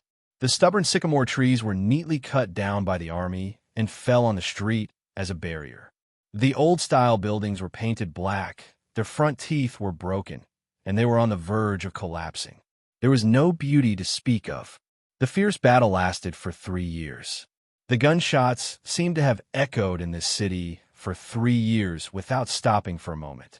The seemingly quiet and empty alley could have a huge explosion at any time. Only a few decaying beams of the clock tower were left. No one knew how many snipers were hiding in the dark city ruins, looking for the enemy, ready to pull the trigger at any time. There were too many dangers hidden in the ruins. Every minute, there were soldiers wearing military uniforms who fell and then couldn't get up again. Occasionally, there would be soldiers who were lucky enough to stand up, but who knew that they would fall again in a few days. Of the original residents of Sail City, only a small portion of them had time to evacuate before the war. Most of the civilians could only helplessly hide in their own homes, waiting for a rocket to blow their wedding photos and themselves to pieces at the same time, or for the Federation soldiers to violently kick open their doors. 3 years that seemed to be longer than life had passed. There were very few civilians who were lucky enough to survive in this city. They hid in the cellars from fear to numbness, from anger and sadness to numbness, from passion and excitement to numbness, numbness to survival, numbness to waiting for death. However, in recent months, even numbness had become an extravagant hope. Foray City had turned from a hot land to a wasteland, and now it had turned into a scorched land. The arrival of death seemed even more reckless and casual. In the strategy that Du Shaoqing had drafted before he left, the Southwest War Zone was determined to be an important target to provide cover for the battle in the Straits. The four Federation's reorganized mechanics ignored the layers of barriers that the dynasty had set up and launched continuous attacks without any regard for their lives. The dense cluster of missiles tore through the gray sky, and hundreds of close air combat jets roared as they dove down, leaving trails of fire behind them. In such a terrifying war environment, it was not easy to survive like a wild dog. Shed Kaputanovich was an ordinary old watchmaker in sail. He rubbed his rheumatism that was becoming more and more serious. Looking at the broken vat in the corner, the wrinkles on his face became even deeper than the pain. His dry and gray lips moved slightly as he counted how many things were left in the cellar. There were only 2 bags of compressed biscuits left. These were the spoils of war that the old watchmaker had risked his life to climb out of the cellar in the middle of the night and loot from a Federation soldier on the street last month. The oil lamp without a discharge was almost gone. The lamp hanging in the cellar was so dim that it seemed like it was about to cry. What was even more despairing was that the miniature circulating water filtration system in the corner that his son had spent a lot of money to buy before the war had finally stopped working after stubbornly holding on for 3 years. Azula, don't fix it. Come over, Grandpa. I have something to say to you. The old watchmaker looked at his granddaughter, who was busying herself in front of the water table with a gaze full of love, and said emotionally, "After your father died, who would still be fiddling with such a high-class thing?" Azula was 16 years old this year. She had a head of beautiful dark chestnut curly hair. Because of malnutrition, her eyes were a little sunken, but they made her look even more beautiful. She turned around and looked at the old watchmaker. "Grandpa, what should we do? There haven't been any knocking sound from the cellar over at Old Tom's house for 3 months." The old watchmaker sighed and scratched his sparse hair. "They probably aren't there anymore. Later at night, I'll go through the waterway and see if there's any water left in their water tank." The young girl, Azula, frowned and protested softly. "Grandpa, that's too dangerous. Your leg isn't convenient. If anyone has to go, it should be me. How can I let a little girl take away an old man's job?" The old watchmaker chuckled, took out a hunting rifle from the black cabinet behind him, and stood up with great difficulty. "Grandpa, I'm already 16 years old." The young girl, Azula, pouted unhappily. The old watchmaker was slightly startled. He frowned deeply and said with uncontrollable sadness, "Yes, my beautiful Azula, you've been with this old man in this dark place for 3 whole years. In order to survive in this ruined city, other than luck, one only needed to be strong, strong, and strong." So the old watchmaker did not allow himself to be immersed in the harmful emotions of sadness for too long. He took a deep breath to calm himself down, and then carefully checked the hunting rifle. After confirming that it was well maintained, he nodded in satisfaction. "Azula, I've told you many times. Every time you leave the cellar, you have to fight." The old man looked at his granddaughter lovingly and gently stroked her slightly knotted dark chestnut curly hair. "Some people in this city have surrendered to the enemy. Some are fighting, and some are waiting. I'm old, but sometimes I can still fight those invaders. But you're a girl. You should wait." The young girl, Azula, squatted in front of the old watchmaker and said with certainty, "Can't I do anything but wait? If I had a gun, I could kill a few Federation people. When you live to my age, you'll understand that everything in this world is trivial, including war. Happy people only need to do one thing: What is it? Azula opened her big, curious eyes. Her pupils were as beautiful as gemstones. The old watchmaker said with a tone of truth, "Live as long as you live." At this moment, a few muffled sounds came from the broken iron sheet in the corner of the cellar. The old watchmaker's expression suddenly became nervous. Above the broken iron sheet was a ventilation pipe made of pig iron, and the sound from the ground could be heard clearly. The muffled sounds continued. The old watchmaker frowned and listened for a while. After confirming that it was gunfire, he asked in a low voice, "Is the door closed?" "No," Azula replied. The old watchmaker did not have time to scold the girl. He signaled for her to lock the iron door at the entrance of the cellar. Although the entrance was disguised, there was still a possibility that the soldiers on the ground would discover it. In the past 3 years, the grandfather and granddaughter had heard gunshots from the ground countless times. They had encountered such situations before, so the young girl Azula was not nervous. She lifted the stained hem of her dress and jumped to the door like a deer. Footsteps came from outside the door. The old watchmaker opened his mouth slightly, and a look of despair appeared on his face.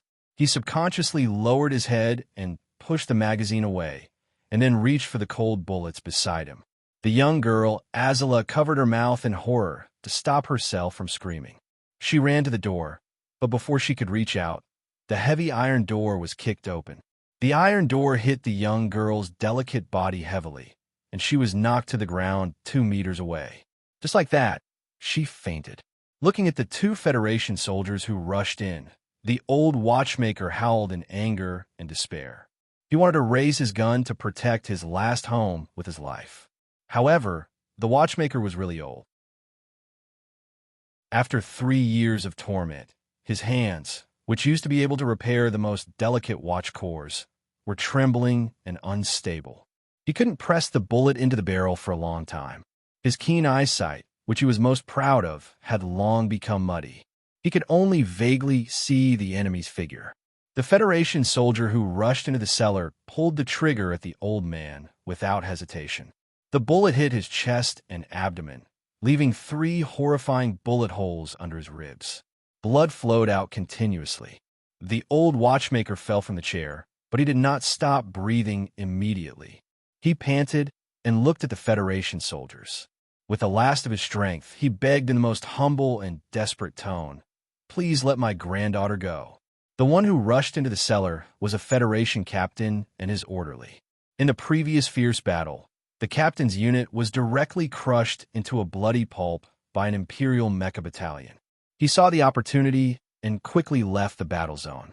He broke into this residential building behind the street and did not expect to luckily find a cellar. The Federation captain's military uniform was in tatters.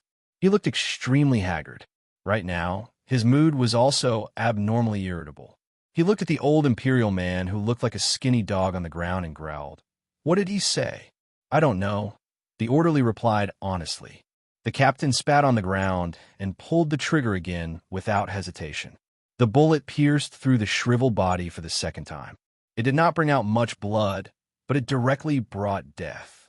In the Imperial Missouri Hua planet, Fail City, an ordinary old watchmaker named Shed Kabdanovich ended his life just like that in this dark cellar.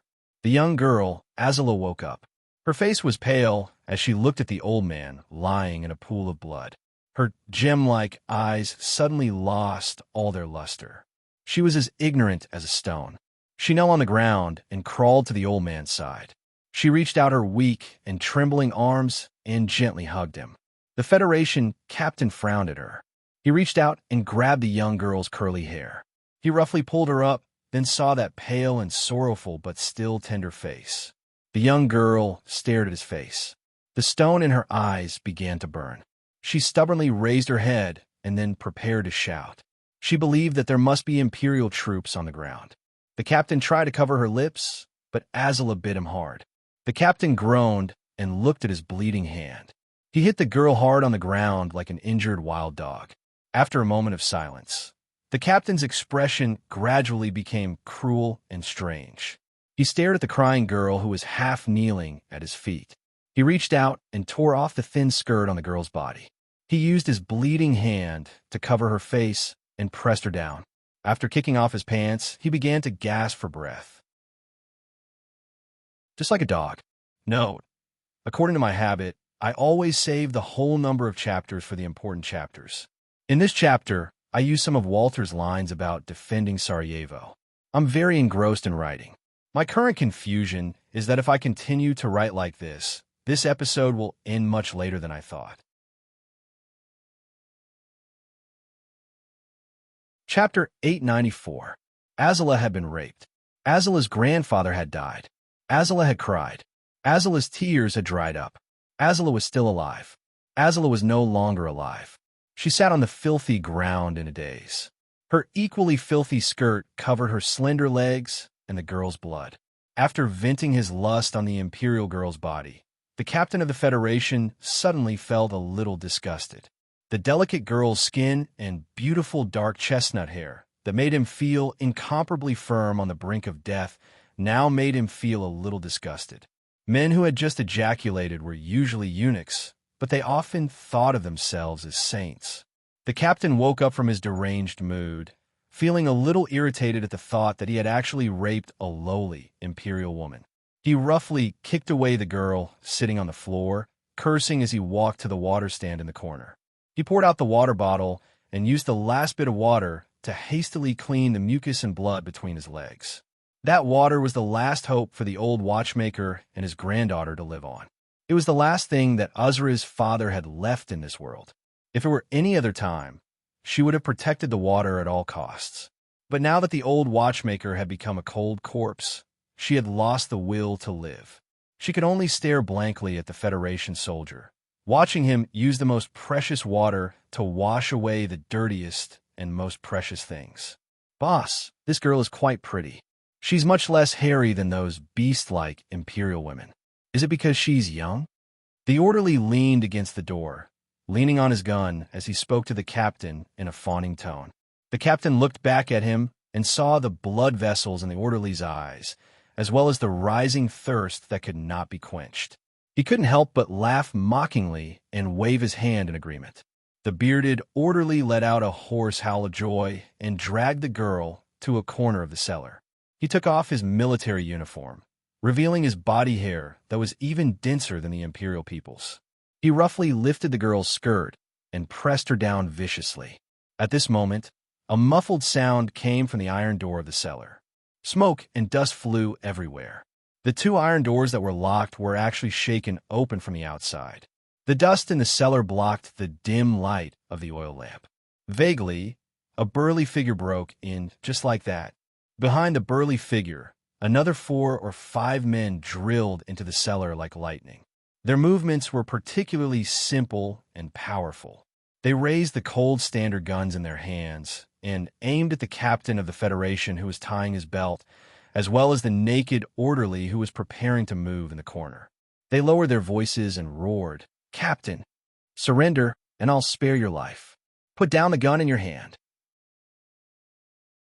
The captain of the Federation had his hands on the waistband of his trousers, and his orderly had his hands on the girl's waist. Since they weren't holding the gun, they couldn't put it down, and they couldn't surrender the gun and avoid being killed. Looking at the murderous men who rushed in, the captain of the Federation fell into despair. He noticed that the submachine gun was still at least 2 steps away from him. There was no way he could resist.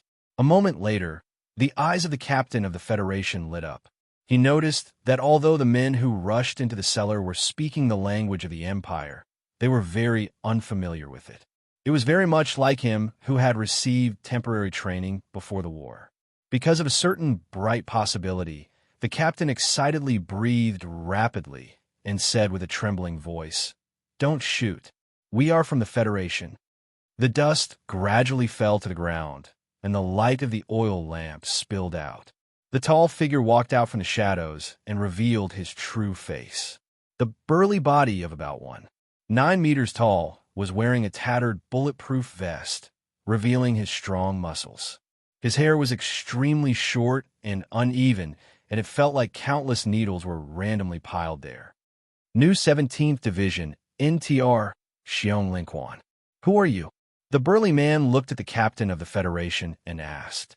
Then his eyes slowly moved down and landed on the ugly thing hanging between the captain's legs. His eyes narrowed, his straight eyebrows slightly furrowed, and his face turned slightly cold. In the Federation military's command system, Xiong Linquan was a person who had been missing for almost 2 months. In less than a week after the new 17th Division NTR entered the Southwest War Zone to carry out that damned mission, the 4 Federation reorganized machinists began that terrifying bloody battle. The continuous bombardment of Sail City and the destructive bombardment that did not distinguish between friend and foe caused the NTR troops that had entered this war zone early to fall into an extremely dangerous situation. The terrifying electronic shielding battle caused all channels to be blocked. The dark clouds spat out by the tragic battle covered the sky around the city.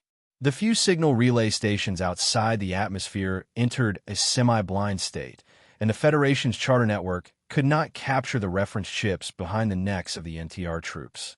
What was even more troublesome, or perhaps even worse, was that although the NTR troops had received the electronic shielding fake codes from the base, the 2 microfilter radios of the troops were completely destroyed due to some inexplicable reason, such as being smashed by rocks. Thus, they became a lone army deep behind enemy lines without any support. Even the 4 reorganized machinists did not know of their existence. The northern suburbs had the highest concentration of dynasty troops. While the NTR troops completed the secret mission with great difficulty, they unavoidably attracted the attention of the dynasty's main forces. As they fled and fought, the troops suffered heavy casualties and were forced to infiltrate Sail City under desperate circumstances. Who knew how many snipers were hidden in the ruins? At that time, the city was still under the control of the dynasty and had to be bathed in the concentrated airstrikes of the Federation every day. To them, who did not know, this was a cold graveyard. In order to survive under such extreme circumstances, the NTR troops held an impromptu battlefield meeting. They decided to split into 2 groups and hide there, waiting for the Federation's main forces to complete their strategic objective before making their move. Xiong Linquan and a few of the old members of Group 7 did not hesitate to choose the more difficult area. Dongfang Yu, who was supposed to be in command of the other group, was heavily injured in a battle and was also silently picked up by Xiong Linquan. Xiong Linquan's group had 14 people, including 6 lightly injured people and Dongfang Yu, who was lying on a stretcher. There were also 2 dynasty captives captured during the last mission before infiltration. The 2 dynasty captives were responsible for carrying the stretcher and taking care of the heavily injured Dongfang Yu. This mixed group of complicated members chose a warehouse behind Sail City's clock tower as their hiding spot. However, even they themselves did not expect that this battle would be so long and bloody. They were forced to hide in that warehouse for more than 40 days. Fortunately, luck returned at this time. Neither the dynasty's mecha battalion nor the Federation's blind missiles on the streets discovered them. Just an hour ago, through a long period of observation at the sentry post, Xiong Linquan confirmed that the Federation military had ended the indiscriminate bombing and decided to start moving the group.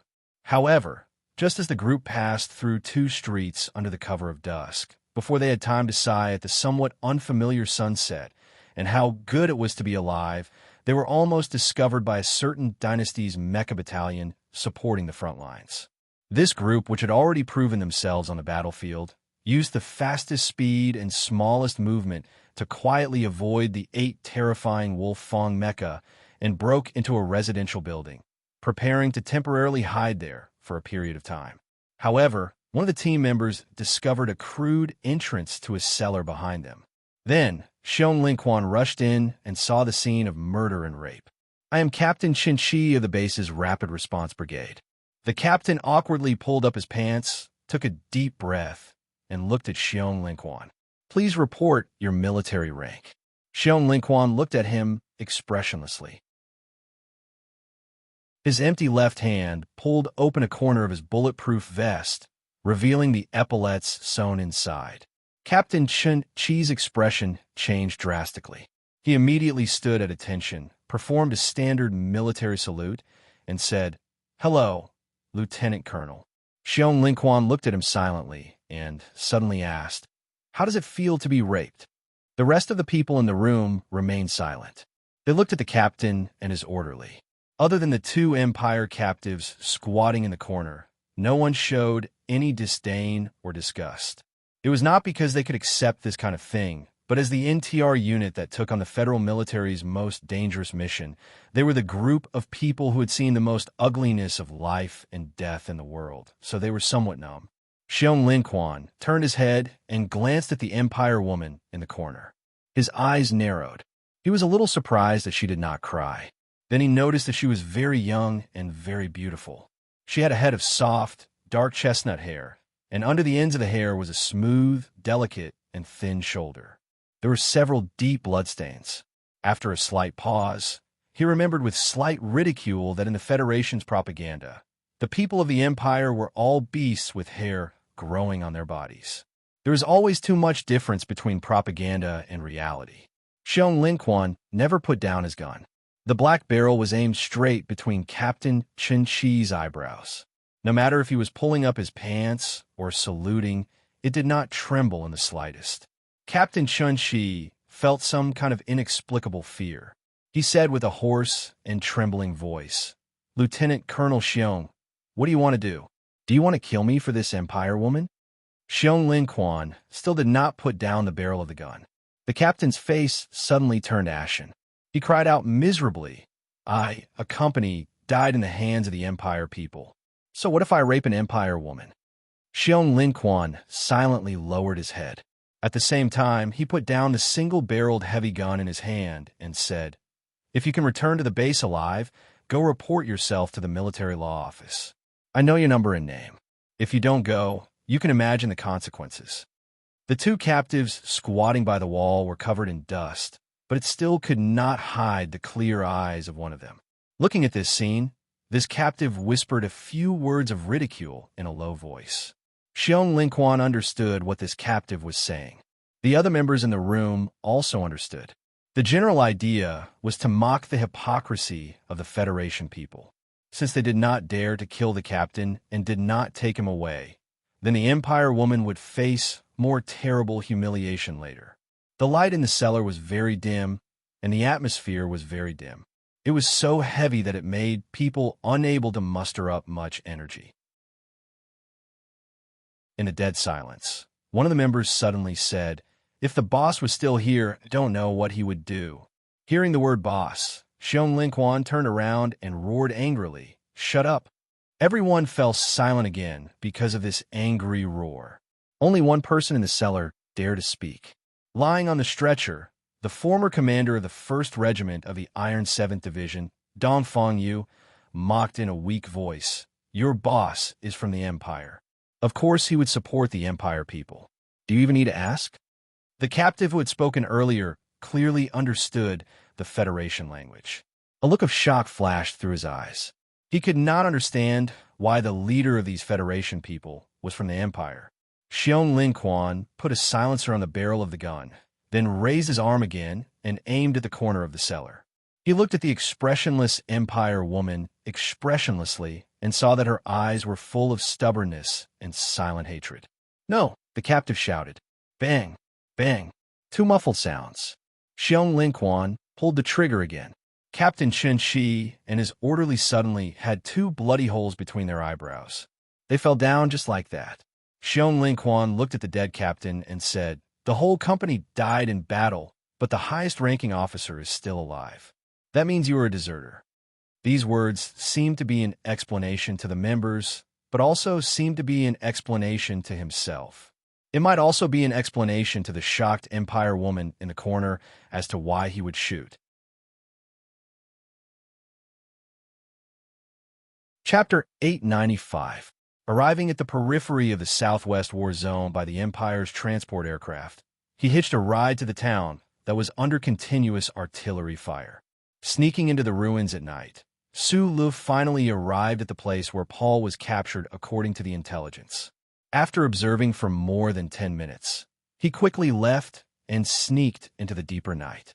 Because the bombardment density of the Southwest War Zone was too high, The intensity of the electronic warfare was too terrifying, and because the lead-like heavy clouds above his head were too thick, when Su Lu first saw the dilapidated scene of Foray City on the hill, he lost contact with Philip. The black spaceship silently stayed in a certain asteroid belt outside the atmosphere of Mo Hua planet, and could no longer provide him with any more help. These days, he had been searching under the heavy gray clouds, in the town where missiles were flying, and on the deserted hillside. He had no companions, no travel companions, and no comrades. He just walked alone. Fortunately, he had long been used to walking and fighting alone. Being good at fighting alone did not mean that one could defeat all the enemies alone. Su Lu knew very well that on the magnificent and tragic battlefield, the strength of an individual was very insignificant. No matter which side of the battle launched a volley of grenades, he would be blown into meat paste. Therefore, he carefully hid his figure, gradually leaving the most dangerous streets and returning to the green hills in the suburbs. Only in the deepest night would he return to the city like a ghost. At night, he walked past the broken bell tower, jumped over the thick sycamore tree, wiped away the heavy dust on the window, and peeped at the messy floor of the warehouse. He carefully searched for all the slightest traces. Because of his determination or luck, he found the right path and saw the dark cellar, as well as the 3 corpses whose blood had long dried up. The battle between the two sides sounded every moment in every corner, even in the seemingly quiet hills and forests. In just 3 days, Su Lu searched along the northeast edge of Foray City and witnessed 4 tragic street battles with his own eyes. He saw the Empire's mecha and the Federation's armored vehicles colliding fiercely. He saw the waist of a Federation soldier being blasted in half by a howitzer fired from the Empire's position. He saw the legs of an Empire medic being severed by Federation machine gun bullets. He screamed in agony as he crawled futilely towards his position. He saw many youths screaming as they died, and then fell silent. The Empire was related to him by blood, and the Federation was related to his emotions. No matter how desperate the battle was, Su Lu could not do anything other than remain silent. He could not help either side in the battle.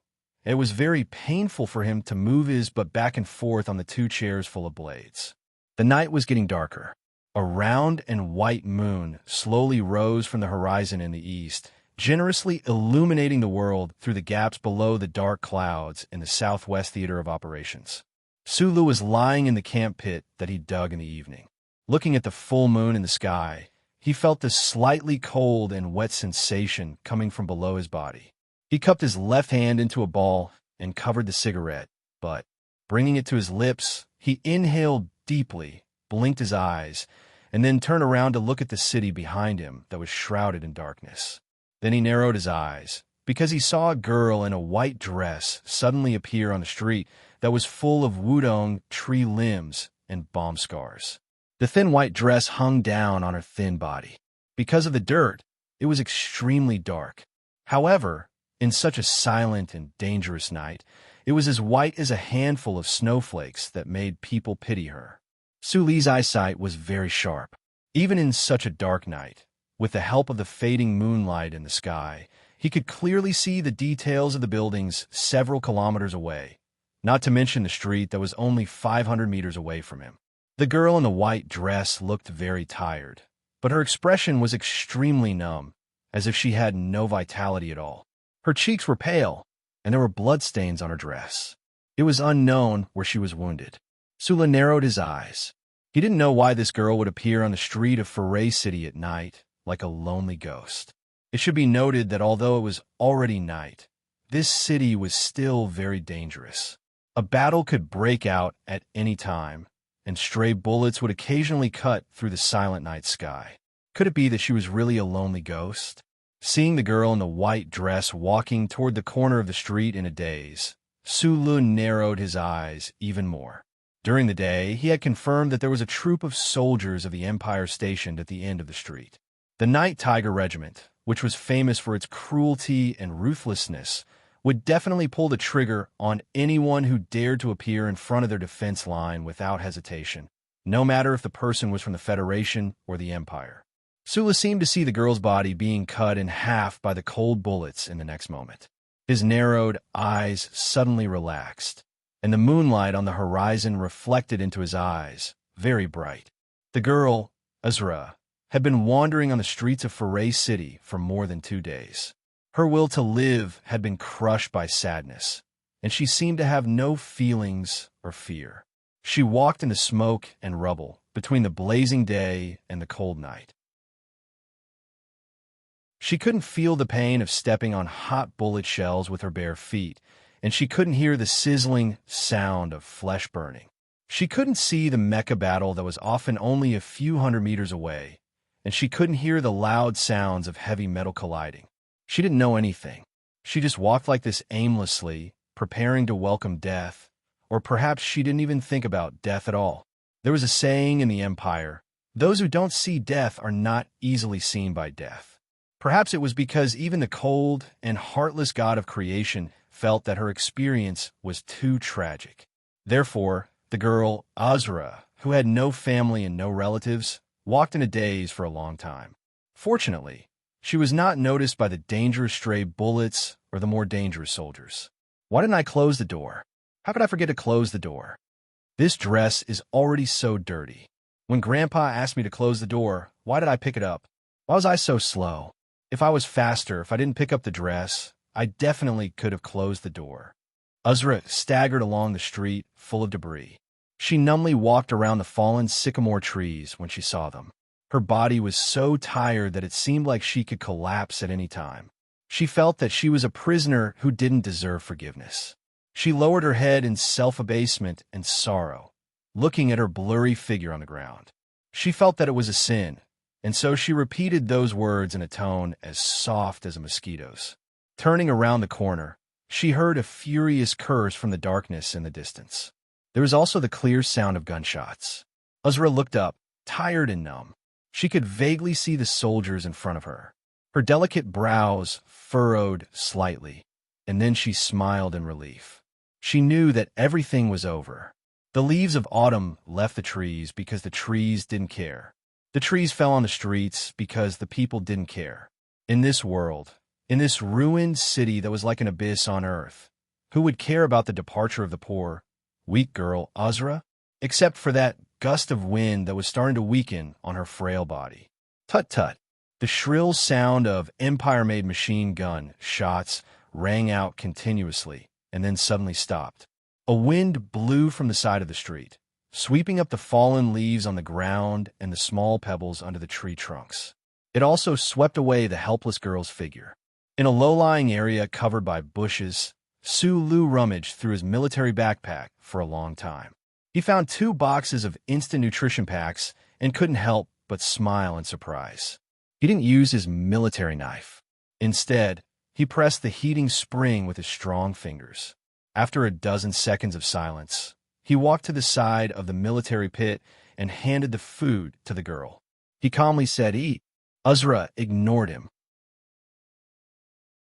She just hugged her thin knees and stared blankly at her hometown on the other side of the bushes.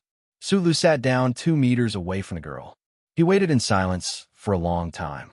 After confirming that she had no intention of speaking or eating, he stood up and walked over again. Using his steel-like left hand to open the girl's jaw, Sulu roughly stuffed the instant food into her mouth. Fortunately, the temperature had dropped a lot, so he didn't have to worry about burning her death. "I still have a lot of things to do. Whether you deserve to be saved or not, since I saved you, I have to give you a full meal. There's no point in being a hungry ghost." In a very short time, he stuffed an entire box of food into the girl's mouth. Azra choked and coughed repeatedly. After taking the water that Sulu handed her, she couldn't be bothered to refuse anymore and drank a few mouthfuls. Then, the 2 fell silent again. The military pit in the hills was silent. After Sulu finished smoking a cigarette, he looked at the wounds on the back of the girl's torn white dress. He suddenly cursed under his breath and took out the medical kit to bandage her wounds.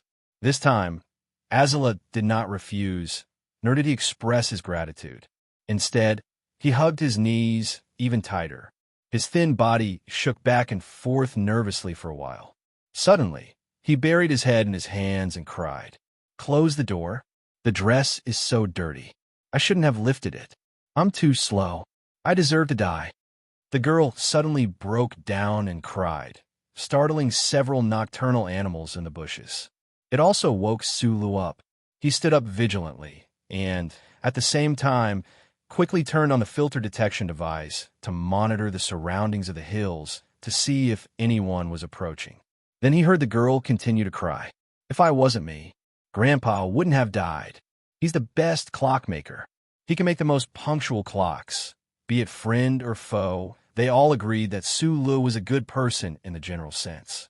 And he always had a certain trait, a trait that made people trust him easily and feel close to him. Because of this trait and the fact that he was saved, and also because of his noble accent and black hair, Sulu won the trust of the girl, Azra. She didn't hide anything from him as she recounted her tragic experience in the past few days, including the fact that she was raped. Sulu keenly noticed that the girl mentioned the Federation officers later. He then looked at the crying girl and said, "Your grandpa was right. Happy people only need to do one thing, and that is to live. You didn't do anything wrong, so you have the right to live happily."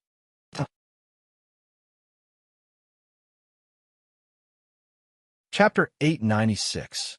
Azala hugged her knees, opened her tearful eyes, looked at the ruined hometown that had already changed in the night, and asked in a low voice, "Then who did the wrong thing?"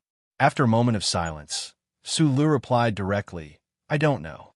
At his request, Azala forcibly suppressed her disgust for that memory and repeated it again in as much detail as possible. After hearing the girl's description of the burly Federation officer, he frowned, pulled out a photo from his watch many years ago, and asked, "Xiong Linquan, are you sure this is the pronunciation? Then take a look. Is it this person?" Azala was startled by the light screen that popped up on his watch. She stroked her chest with her little hand, and after calming down a little, she recognized the burly man on the light screen with a silly grin while holding a horrible big gun. She nodded and then added softly, "His hair is not so long." Sulu thought for a moment, pulled out Paul's photo, and asked, "Is he the brave warrior of the Empire you mentioned?" Azala nodded again, then looked at Su Li's eyes curiously and asked in surprise, "How do you know it's them? And you have their photos?" Sulu scratched his head, not knowing how to answer this question. He tilted his head and looked to the east, trying to avoid the girl's puzzled eyes, but he noticed that the brilliance on the horizon had disappeared. The round and white huge moon hid behind the thick lead clouds, and the weather-beaten and damaged Foray City was swallowed by the absolute night. Sula narrowed his eyes and looked at the thick clouds above his head that seemed to be dripping wet, but it never rained. Thinking of the vague information that Philip sent before entering the electronic chaos shield, he could not help but laugh self-deprecatingly. He came to Mo Hua Planet to find Paul, and he was also very worried about the old guys of Group 7, but he did not expect them to be together now, so his worries doubled. He looked back at the sad side of the Empire girl's face in silence, thinking that if he had not saved her, he would not have known the whereabouts of those guys. Was this the arrangement of fate? Through Azra's narration, Sulu found out that Xiong Linquan had killed the 2 Federation officers who had raped her. This was within his expectations. Group 7 had done a lot of dirty work for the government back then, but that didn't mean that they didn't have a bottom line in taste. He knew what kind of people his former subordinates were. Federation soldiers like Xiong Linquan, women and children were basically not killed, but Empire men were killed casually, especially soldiers. The rule of strictly killing prisoners was not in line with Group 7's violent aesthetics. Paul was still in extreme danger, and Sulu knew that he had to find them as soon as possible. He pulled out the night military map and found the location where Xiong Linquan and others last appeared 3 days ago. Then he narrowed his eyes and looked at Foray City in the night, stretching out his right index finger and pointing into the distance. His finger pointed at the ruined city, moving slowly along with the artillery fire that lit up from time to time between the buildings on the street corners. Suli's pair of knife-like thick eyebrows were deeply furrowed, his mind turning quickly thinking hard about where that ghost-like Federation team had gone. Countless battle scenes flashed through his mind quickly. He recalled the details of every battle and mission of Group 7 in the 5460 glaciers, in the 3320 rocky peaks, in the streams, and in the streets of the city. He recalled the content of the notes that the old team members took seriously during Magnolia's tactics class. Sulu gradually made some vague judgments in his heart, so he gently lifted the hair in front of his forehead like a certain someone, revealing a gentle smile. In the darkest hours of the morning, Sulu left the temporary camp in the bushes with the young girl Azala, taking advantage of the safest time to quickly move forward along the northeast edge of Foray City. He carried a heavy military bag on his shoulder and held a modified gun that neither the Empire nor the Federal forces had. He jumped between the sycamore trees with the young girl, passing by the black stains of old blood, encountering the Federation's reconnaissance team in the morning, and saw a few cold Empire mechs in the twilight. The gun in Su Li's hand never fired. He strictly followed the rules of the military tactical manual, avoiding those dangers in a thrilling and seemingly simple way. Even though he was carrying a delicate young girl, he still did not have any loopholes. In the second night, he and Azala entered Foray City's second theater to rest for a while. Then they found that the theater was densely packed with the corpses of Empire civilians. The corpses had long rotted and deformed, most of them revealing the eerie white bones piled up randomly, proving that this massacre had been going on for a long time. Because the war was too tragic, it seemed that the Empire did not care about the dignity of these people after they died. Standing beside the frightened and bewildered Azala, Sulu was stimulated by a certain smell in the theater. He narrowed his eyes, thinking of the mass grave he saw in the glacier years ago. That was the blood evidence of the Empire's army slaughtering the West Wood civilians. Then what did this bleak scene prove? That year, when the officer named Arthur refused to carry out the massacre and was shot to death, did any of the Federal forces who opened fire in the theater stand up for him? Looking at the rotting corpses, Sulu was silent for a long time. Then he shook his head and left the theater with the young girl, Azala. After successfully escaping the crossroads where the battle was most intense, Sulu brought the young girl Azala to an Imperial military camp. After his identity was confirmed, he was greeted with fear and trepidation by the highest commander of the camp. So he did not hesitate to ask the commander to settle this poor girl down. Before leaving, the young girl Azala lifted the hem of her dress, which had turned gray, and bowed to him. Then she said in a very serious tone, "I know what is wrong. War is wrong. But war is just a noun.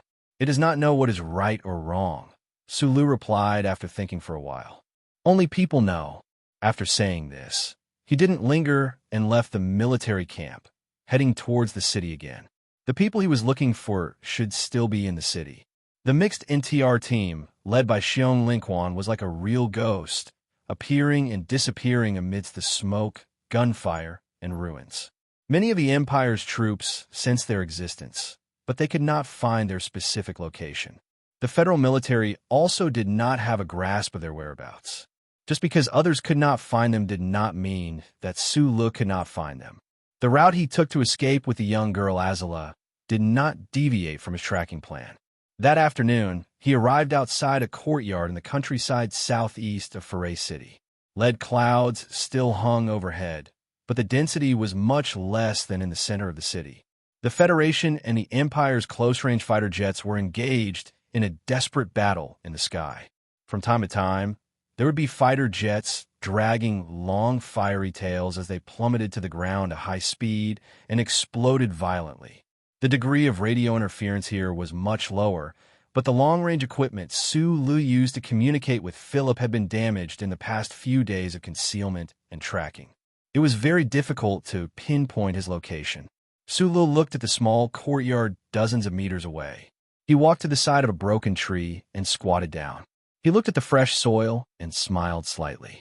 He dug up with his military knife and found some waste-like nutrition bars and a few rolls of bloodstained bandages.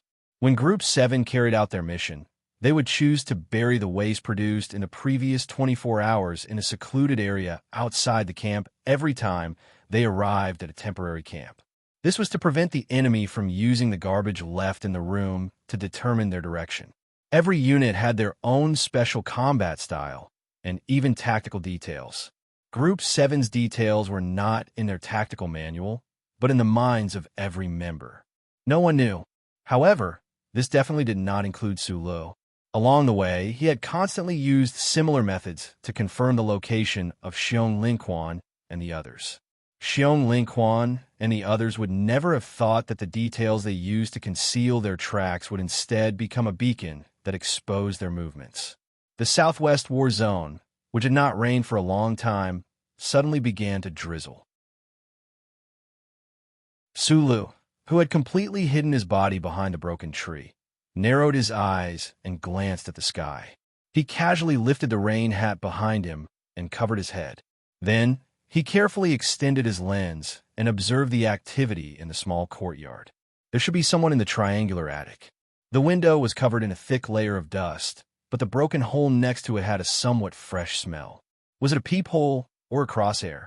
Why was there a thin alloy wire in the cabbage nursery? Was it a booby trap or something? Also, there was the tree house on the broad-leaved tree to the west of the small courtyard. The war had lasted for 3 years. Could it be that there were still Imperial children who dared to climb up to play? Why were there military boot marks on the bark of that tree?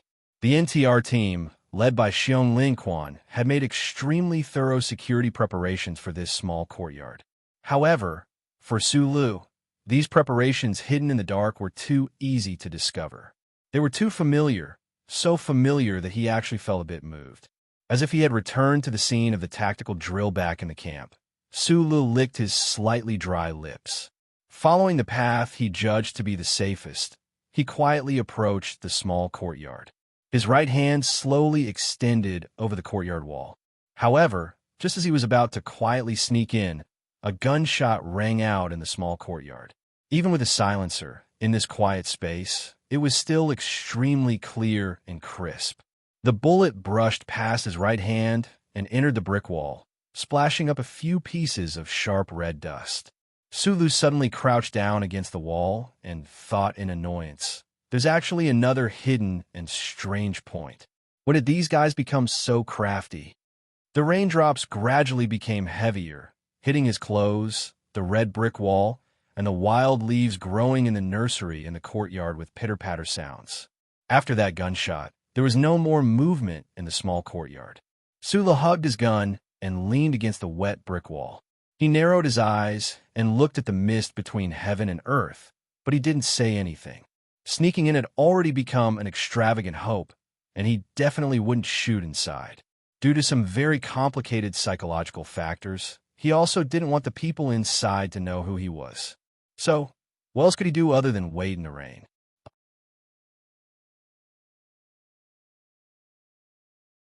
Chapter 897.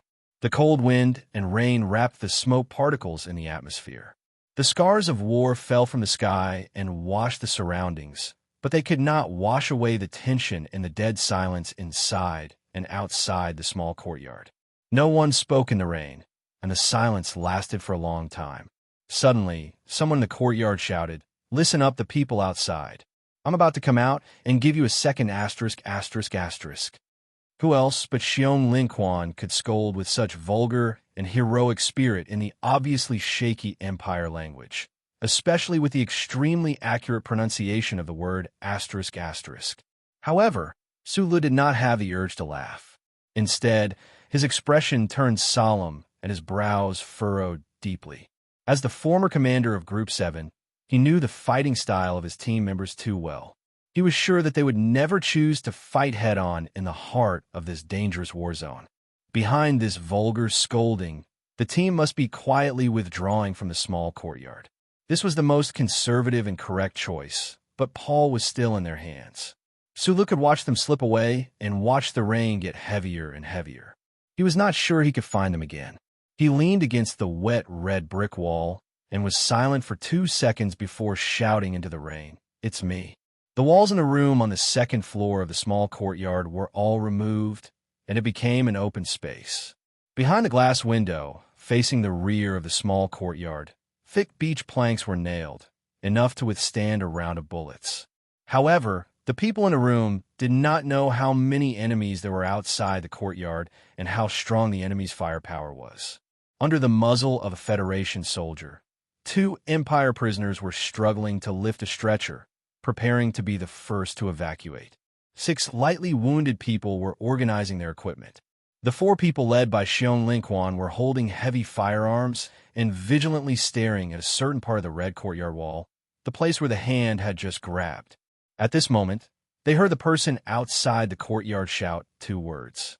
Those 2 words clearly penetrated the sound of the wind and rain and entered their ears. No one would announce themselves like this. Is it me? Who am I? Who the F***ck are you? What is your name? Where did you come from? Where are you going? These were not philosophical questions, but practical questions. However, at least 6 people understood these 2 words. To be precise, they recognized that this voice came from the vocal cords of some guy who had been ravaged by 37 brand cigarettes. They were once members of Group 7 of that hero, so they recognized that the other party was that former hero. The room was silent for a few seconds. Yes, boss, one of the team members shouted out in shock. Then he subconsciously put down his gun and cheerfully stood on his tiptoes. Through the wooden planks, he shouted at the courtyard wall in the rain, "Boss, it's you? I'll have someone turn off the thunder immediately." After saying this, the other team member very naturally prepared to turn off the electric switch of the explosives. The first team member who spoke first slung the gun over his shoulder and excitedly rushed to the stairs. When this team member walked past Xiong Linquan slapped the back of his head and roared, "Are you an idiot?" This roar and this slap woke up those excited members who were preparing to rendezvous with Su Lo. Only then did they remember that their boss was an Empire citizen. After being separated for 3 years, the reunion in the rainy courtyard had been too sudden, so the members had completely forgotten about this matter. They had been blinded by excitement and joy, and now that they had woken up, their expressions became extremely complicated. They looked at each other's faces, not knowing what to do next. F***ck. How could I forget that he's an Empire citizen? F***ck me too. You forgot that boss is also the Empire's crown prince. F***ck me too. I was just thinking about boss coming back. How could I remember these stupid things? F***ck me too. I was thinking that with boss here, we could escape no matter what. I was so surprised that I fainted. Xiong Linquan coldly looked at the team members, his cold gaze forcing them to shut up. Only then did he fiercely wipe his palms on the side of his pants, silently cursing the word F***ck, hiding the embarrassment on his face. In fact, when he heard the word F***ck coming from outside the courtyard wall, his first reaction was to rush out and see if that guy had lost an arm or a leg, and if that pair of eyes were still so small. Was he alive? Apart from the 2 Empire prisoners, the rest of the people in the room guessed the identity of the person outside the courtyard wall from their reactions. The NTR team soldiers looked at each other in dismay, shocked that they would actually encounter such a legendary figure. On the stretcher, Dongfang Yu looked at Xiong Linquan and mocked, "Black blind, what the hell are you standing there for? If you want to surrender to the Empire's royal family, this is the best opportunity." Xiong Linquan looked down at the heavy gun in his hand, his tanned face flushed red. He cursed a few words in a low voice, walked to the window, and smashed open the hard beech planks with his fist, aiming at the red brick wall. Su Li's voice came from the red brick wall again. "I'm here to save a person. His name is Paul. He should be one of the 2 Empire soldiers you captured." Xiong Linquan frowned, looked back at the 2 Empire prisoners in the room, and asked in a deep voice, "Which one of you is called Paul?" The bright-eyed Empire prisoner, who had been particularly bold along the way, raised his hand. He was Aunt Susan's only son, Paul. After being captured for nearly 2 months, Paul had long been prepared to die at any time. The reason why he had been following this Federation team and not choosing more risky actions was that he needed an opportunity to die together with them. However, the Federal forces were too strong, and he had never found such an opportunity. Paul was somewhat baffled by the change in the situation at this time. He remembered that day in the cellar, These Federation soldiers had said that their leader was an Empire person. Then, could it be that the person hiding outside the red brick wall was that Empire person? Why did that voice sound familiar? His eyes lit up, but he didn't dare to believe his own judgment.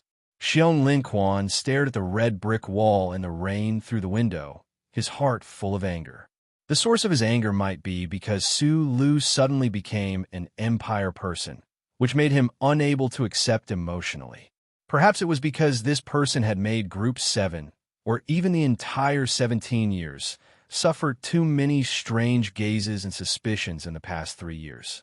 Perhaps it was because he felt powerless in the face of fate's betrayal. But the more likely reason should be that the leader, who he hadn't seen for 3 years, suddenly appeared on the battlefield. He actually didn't come to find these old men of Group 7, but to save that Empire person named Paul. Of course, he definitely wouldn't admit this. Just as he once said to the battalion commander of the Iron 7th Division's Defense Battalion, he firmly believed that he would be the first to shoot after seeing Su Lu on the battlefield. So Xiong Linquan furiously pulled the trigger at the red brick wall. The red brick wall shattered into pieces, exploding into dark powder that splashed everywhere in the rain. Amidst the concentrated gunfire, he shouted wildly, "F*CK, your great-grandmother." The moment the gunshot rang out, Su Lu did a standard roll in the rain. He shrunk his body in an extremely sorry state, lying in the dirty mud. He watched as the red brick area to the left of where he was before instantly turned into ruins under Xiong Linquan's gun. After escaping from the Federation for 3 whole years, he missed his homeland for 3 whole years, especially the old friends who lived there. He had imagined countless times what it would be like if he returned to the Federation in the future and reunited with those fellows. He even imagined that this kind of reunion would happen on the battlefield, just like today. However, in all of his countless imaginings, Su Lu never thought that they, especially Big Bear, would actually really shoot at him. The cold raindrops hit his face and flowed along his black hair, but it didn't make his heart cold. Instead, some kind of wildfire began to burn there, so hot that he bounced up from the wetland like a bolt of lightning, leaving the red brick wall and walking into the rain. The rain was open and there was no shelter. As long as a bullet was fired from the courtyard, his life would easily end. However, the wildfire burning in his chest and abdomen made him not think about this at all. He stood in the wind and rain, fiercely lifted his rain hat, and with one hand holding the heavy homemade gun, he pointed at the small building in the courtyard and cursed furiously, "F*CK, your great-grandmother. You open fire. You open fire. You might as well, F*King, kill me." There was no gunshot. Xiong Linquan, who was next to the window, stared at the guy who was in a rage in the rain, as if he was looking at a ghost. His index finger was firmly on the trigger, and he didn't dare to move at all. He was shocked to think that after not seeing each other for 3 years, the boss was still so F*King gutsy when he went crazy. Su Li's figure appeared on the monitoring screen in the room. Paul looked at the furious face washed by the rain in shock. He didn't know where the courage came from, but he shouted loudly outside the window, "Brother, go quickly. Don't worry about me." Xiong Linquan looked back in shock and glanced at the inconspicuous captive of the Empire. Then he turned back to the window and shouted at Su Lu, who was still holding the gun and cursing. "So I caught the Prince of the Empire. Do you think it's possible to let him go?" Paul was stunned. When did he become the Prince of the Empire? Xiong Linquan shot at him. Su Lu kept repeating this sentence in his mind at this time. His anger couldn't be eliminated. Instead, it became more and more explosive. He fiercely wiped the cold rain on his face and directly rushed to the small courtyard, cursing upstairs, "If you have F*King guts, try to shoot me a few more times." He didn't choose any surprise attack method, nor did he raise his gun to try to suppress them. Just like this, with the wind and rain all over his body, he pushed open the front door of the small courtyard with a heavy gun and walked in openly. It was as if he was still the leader of Group 7 in the past. From the front door of the small courtyard to the building, who knew how many bombs and traps were set up? Su Lu didn't even look at them and just shouted, "Turn them all off. The members of Group 7 in the room woke up and turned off all the devices as fast as they could. They seemed particularly flustered and panicked. Xiong Lin Quan, who was next to the window, held the gun and aimed downstairs again and again. In the end, he cursed and put down the gun dejectedly. The reunion of Group 7 and Su Lu at that time was so absurd. It was so King comedic.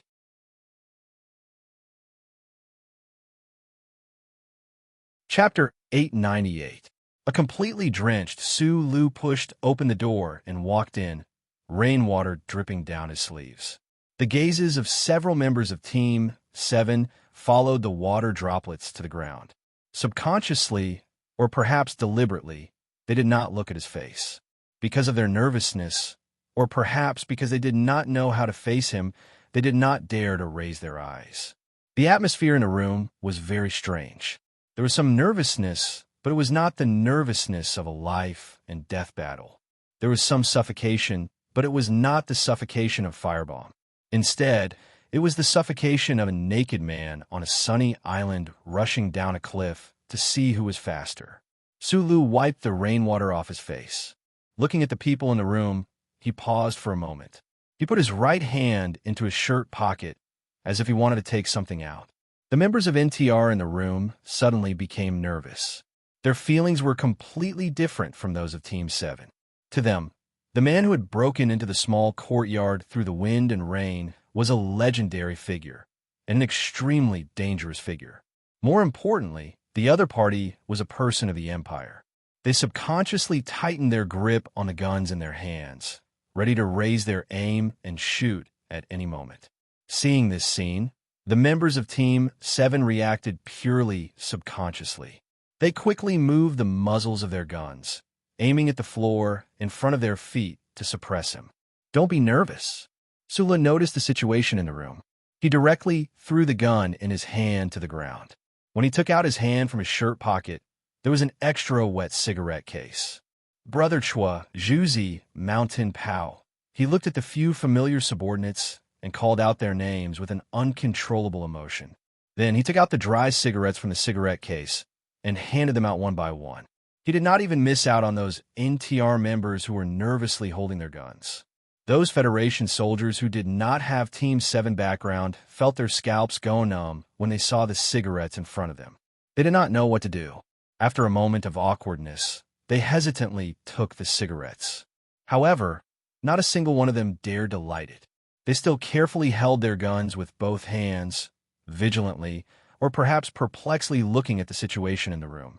The members of Old Seven's group didn't have any misgivings. Mountain Pao took the cigarette with a chuckle and flipped it over. His already thick bangs were now even thicker because of the dirt on his forehead. After he lit it up, he took a deep puff. However, he was choked by the spicy smoke after it got wet and started coughing. He quickly took out a blue pack of cigarettes from his trouser pocket. Holding a cigarette with both hands, he said sympathetically, "Boss, smoke this. It's a blue box 37. You haven't smoked in a long time, right?" Su Lu was startled. He took the 37 brand cigarette that he hadn't smoked for a long time. Looking at the swaying thick black hair in front of him, he thought of the young master who had forced this smoking habit into the 7th group. He also thought of the past of more than 100 men on the battlefield many years ago. Just like Brother Sao and Bede, Shan Pao was also one of the new members of Unit 8384 who joined Group 7. His father was a famous lawyer, and his family was extremely well off. Su Lu still remembered that after a certain devilish training, this kid hid in the grass and cried. Like a wrong boy, he complained that the conditions in the military camp were too bad. Even his cigarettes could only be smoked cheap goods like the blue box 37. He lit the cigarette, narrowed his eyes, and took a deep breath.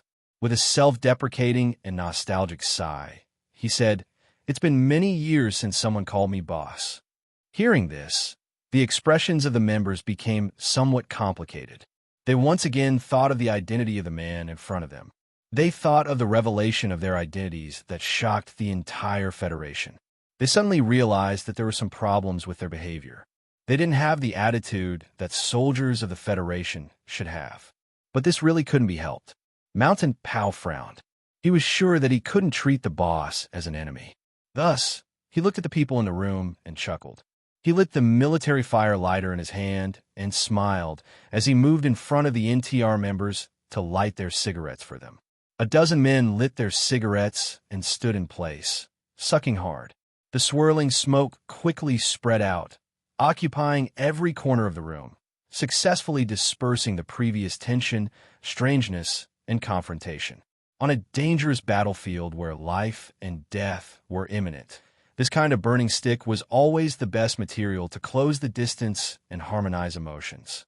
The NTR members, who were facing a great enemy, finally relaxed.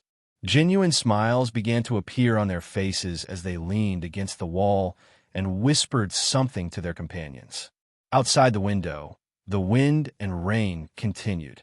The pearl-like raindrops hit the broken glass and the wooden planks of the beech tree.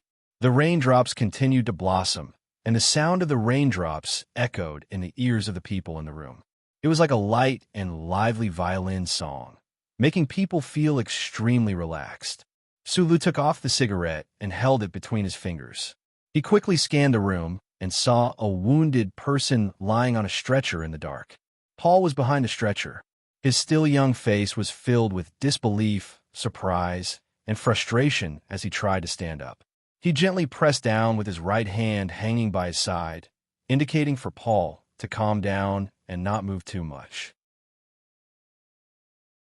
Then, he looked at the burly man by the window and said after a moment of silence, "You know how dangerous this place is. It's even more troublesome to walk with two captives. Don't talk to me about tactical manuals. If you think the wounded are a problem, I can help you." Raindrops drilled in through the smashed beech planks behind Xiong Linquan, drenching his strong shoulders. However, he had no intention of moving to take shelter from the rain. Ever since Sulu entered the room, he had been standing by the window and looking at him expressionlessly and silently. He didn't hug him, pick up his gun, or pick up the cigarette. "Big Bear, you know me. I won't lie, and I won't talk nonsense. Give me some face and let Paul go. He is not a prince of the Imperium. He and his mother saved me in the Imperium years ago. In other words, they helped the Federation. Although it was not intentional, I assure you that he is a good person. His whole family is good people." Xiong Linquan slightly frowned, thinking that these words sounded weird. When he was about to say something, a burst of exaggerated laughter suddenly came from the dark corner of the room. "What a King joy! Ha ha!" The laughter was very loud, arrogant, cold, and even filled with resentment. It immediately attracted the attention of everyone in the room. Everybody took off the cigarette in their mouth and looked at that direction in shock. "What are you doing? Acting in a movie? A warm reunion? You idiots! You think that this guy is not a citizen of the Imperium if you cover his eyes?" Dongfang Yu, who was lying on the stretcher, was seriously injured. But at this moment, he somehow found the strength to prop himself up and lean against the damp corner of the wall. Panting heavily, he looked at the crowd and scolded fiercely. "What do you want? Defect to the enemy or commit treason? Or are you planning to suck up to the Imperial Crown Prince?"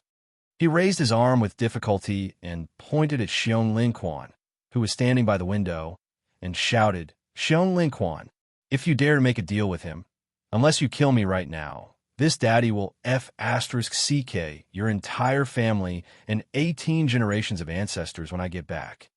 Shan Pao was enraged by this person's vicious words. He spat out the cigarette in his mouth and roared, "Dongfang, this daddy doesn't care about your rank. If you dare to call the boss a citizen of the Empire, this daddy will definitely stab you 3 more times in your stomach when you recover."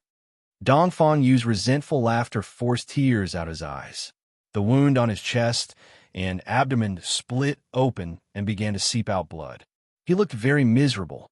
He looked at Shan Pao and said with contempt, "Coward, you think he's not a citizen just because you say so?" Shan Pao's lips moved slightly. He wanted to retort, but didn't know how to. He grimaced and looked back at Sulu. His eyes were like that of a wounded rabbit, extremely pitiful. Sulu looked towards the corner of the room. Only now did he recognize the identity of this seriously injured person. He couldn't help but feel a wave of shock and strong confusion. Dong Fangyu was the commander of the 1st Regiment of the Iron 7th Division many years ago. He was Du Shaoqing's right-hand man along with Shimin Jin. The war had lasted for many years. According to the usual trajectory, this person should be at least the commander of a certain Federation division or even higher command right now. He should have become one of the federal military's new generation generals. Who would have thought that such an officer with a bright future would appear in the most desperate courtyard of the Southwest War Zone, lying on a stretcher and coughing blood while letting out mournful and resentful laughter? Su Lu naturally remembered that he was the one who had forced Du Shaoqing to personally punish this person and throw him into the NTR unit of the new 17th Division. However, he didn't expect this person to survive for 3 years in the NTR unit, where the casualty rate was incomparably high. He also didn't expect that Du Shaoqing, who had long been the #1 person on the Federation's front lines, would actually not bail out this most loyal subordinate of his. You're right. Whether I admit it or not, I'm still a citizen of the Empire. However, I've already learned not to treat this identity as a humiliation, because not everyone from the Empire is bad, and not everyone from the Federation is good. 3 years ago, several bottles of inferior wine, 2 bowls of instant noodles, and a long conversation in the department store at the foot of the mountain. Sula had long forgotten about his identity. He narrowed his eyes and looked at Dong Fangyu on the stretcher. For example, someone from the Federation like you is actually shameless enough to shoot a comrade in the back on the battlefield. Do you think you have the right to call others cowards? The room was silent. Dong Fangyu leaned against the wall and looked at him, the smile on her face gradually fading. After a moment of silence, she coldly replied, I don't want to explain anything about what happened back then. Even during these years in NTR, I've never hidden my disgust for that piece of shit Team 7. For bandits like you, even if all of you die, I won't show any sympathy. But I paid the price. Dong Fangyu lowered her head and looked at the blood seeping out of the bandage on her abdomen. She said, I've been in NTR for 3 whole years. How long have the other people in this room been in NTR? Who on Mo planet has killed more enemies than me? According to my military achievements, I could have walked out of NTR with my chest held high a long time ago. However, I'm not leaving. I'm going to stay in NTR until I die. Why? Dong Fangyu stared into his eyes and continued expressionlessly. Sulu, I'm doing this to shut the mouth of a moral peddler like you.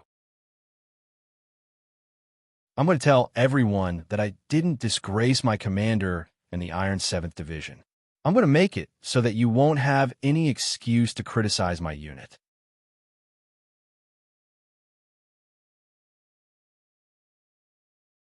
Chapter 899. As for these prisoners, they're my prisoners. Dong Fangyu's pale face peeked out from between the thick stubble of his beard. It was as if he was mocking Sulu. He looked at the people in the room and mocked. This is not a F***King movie. If this was a movie, I would make you kneel down and beg me. You better not kneel down and beg me, because no matter how you beg, it will be useless. He looked at Sulu again. Ignoring his injury, he turned his arm and pointed at the 3 terrifying puncture wounds on his chest and abdomen. He said in a serious tone, I use my life to exchange for this.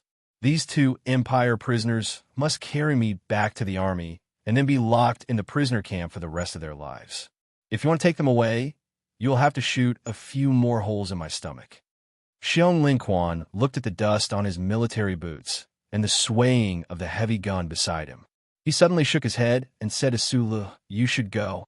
I have already sent the coordinates to the base. Our mission has been completed long ago. Tomorrow evening, a mecha camp will come to pick us up. If you don't want to face the federal military again, you better leave immediately. The relationship between Sulu and Team 7 was very complicated. They were naturally on opposite ends of the spectrum, but they couldn't really be enemies. Of course, they couldn't appear too close either. Right now, Xiong Linquan was able to say these words, which already represented a very rare trust and many old friendships. Su Li's reaction surprised everyone in the building. He didn't feel sad or dejected, nor did he suddenly transform into a cold-blooded demon king. Instead, he silently took off the military backpack behind him and frowned as he looked at the light screen in the corner. He asked, "Is there a signal in this area?" The electronic interference is still very serious. The communication is intermittent. I only had time to report the coordinates, but I didn't record the fake signal. Pearl from Team 7 habitually answered this question quickly. When the words came out of her mouth, she realized that this kind of military information should be kept secret. She couldn't help but awkwardly scratch her forehead. Sulu looked at Xiong Linquan and asked with a frown, "When were the coordinates sent back?" Although they had not seen each other for 3 years, Xiong Linquan could still easily read the emotions hidden between his eyebrows. He could not help but raise his eyebrows. According to military discipline, he absolutely should not reveal this information to anyone. Although the other party was once his most trusted and respected leader. After all, the blood of the imperial family flowed in his body. Not to mention that he had disappeared for such a long time. Who could guarantee that there was no change in his body? After a moment of silence, Xiong Linquan overcame the struggle in his heart with the countless scenes of life and death battles he had experienced in the past. In a low voice, he stated a precise time. "Before we entered the range of the Southwest Theater of Operations electronic shielding cloud, I did some intelligence filtering calculations and felt that there were some problems. Your team of NTRs has been lurking in Fiji for so long, and the military has been ignoring them. Unfortunately, the frequency of ***** appearing in the information stream during that period of time was too high." Sula looked at Xiong Linquan and said, "I feel a little strange. Originally, I wanted to suggest that you guys make contact with the ground forces first and not directly contact the staff of the base at the rear. But since you've already sent back the coordinates, I can only suggest that you guys evacuate this small courtyard immediately." "Why?" Xiong Linquan asked with a frown. "Feeling." Sulu replied, "I don't have any evidence or intelligence details, but I feel a little strange. It's just like the feeling I had on the battlefield before those stupid things happened."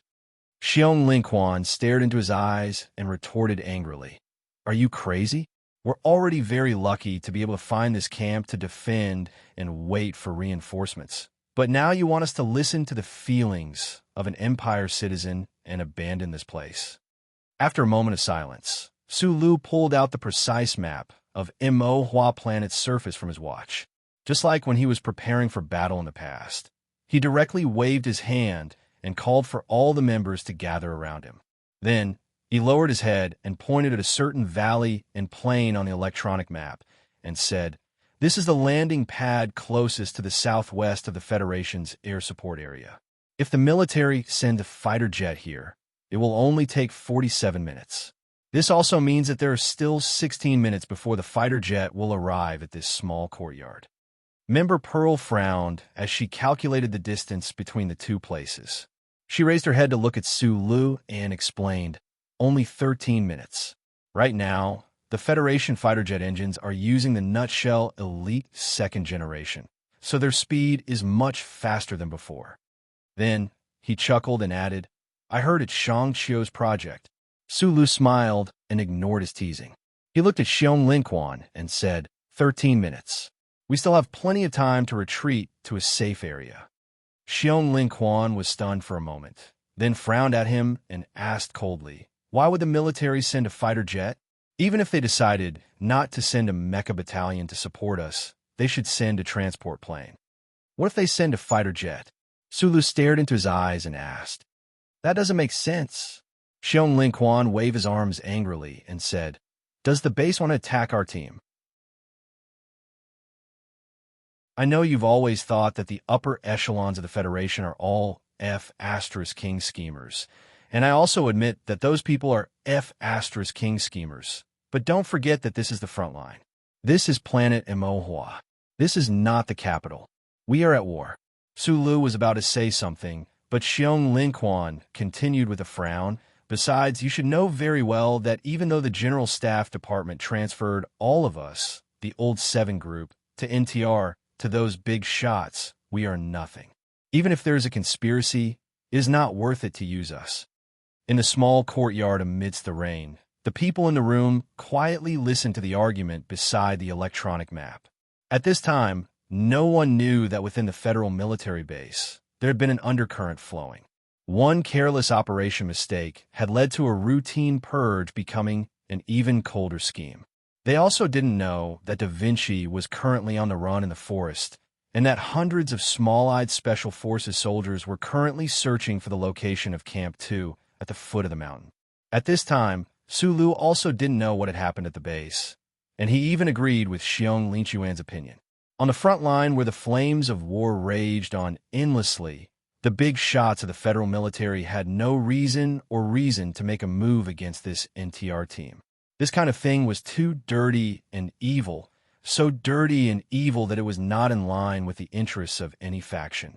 However, based on his instinctive sense of danger, based on the importance he attached to the old members of this lone team, he decided to stick to his opinion.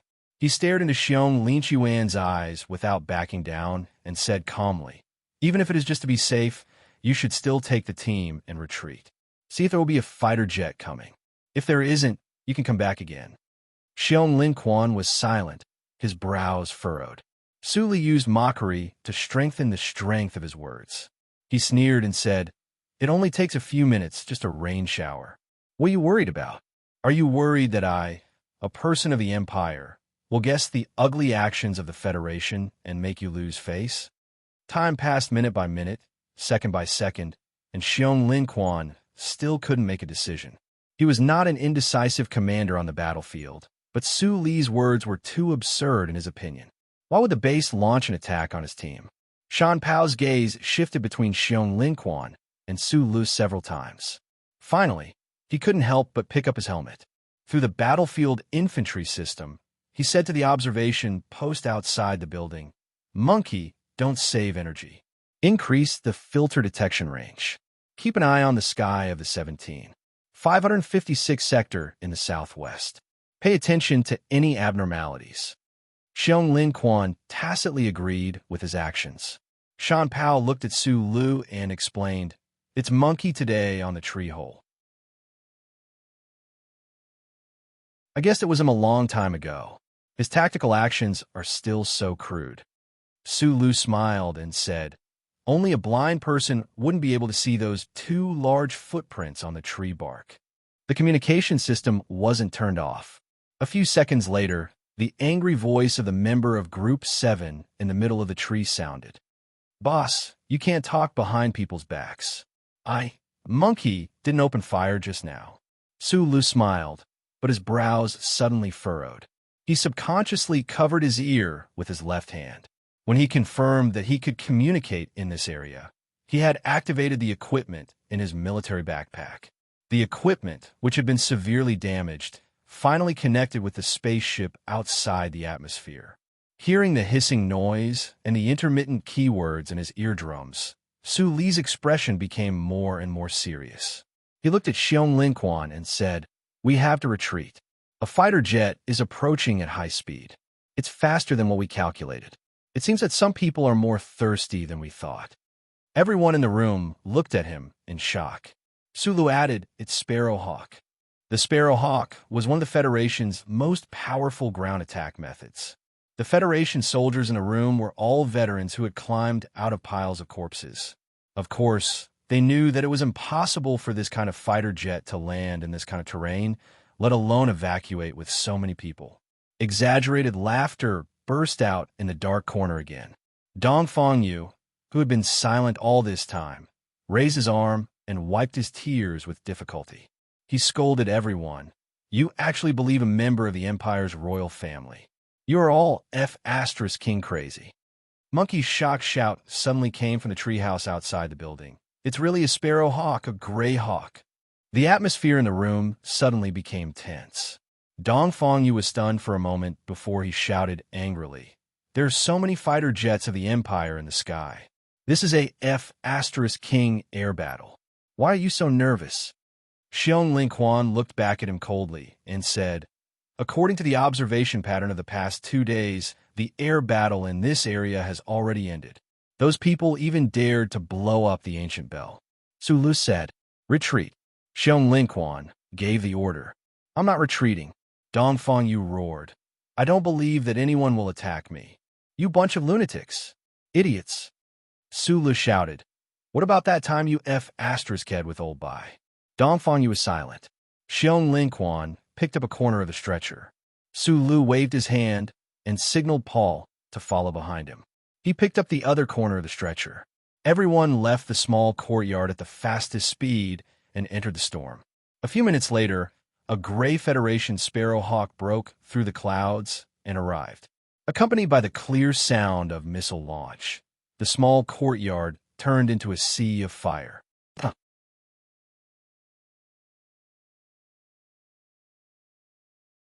Chapter 900.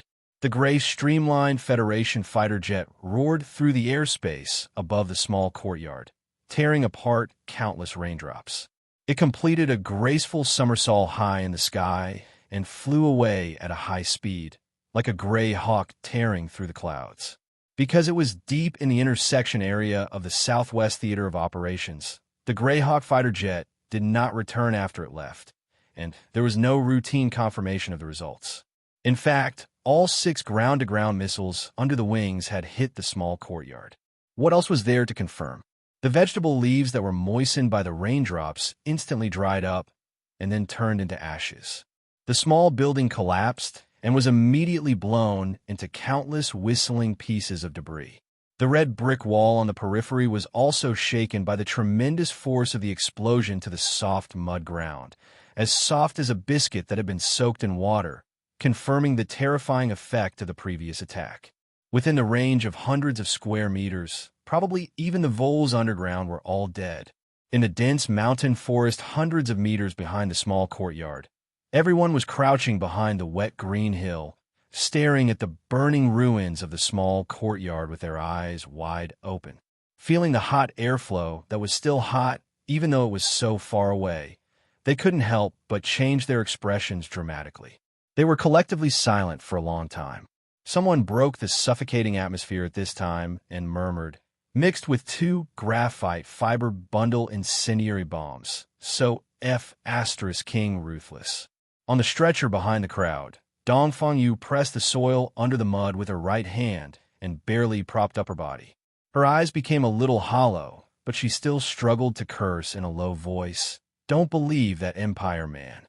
This must be a mistake. Yes, it must be a mistake."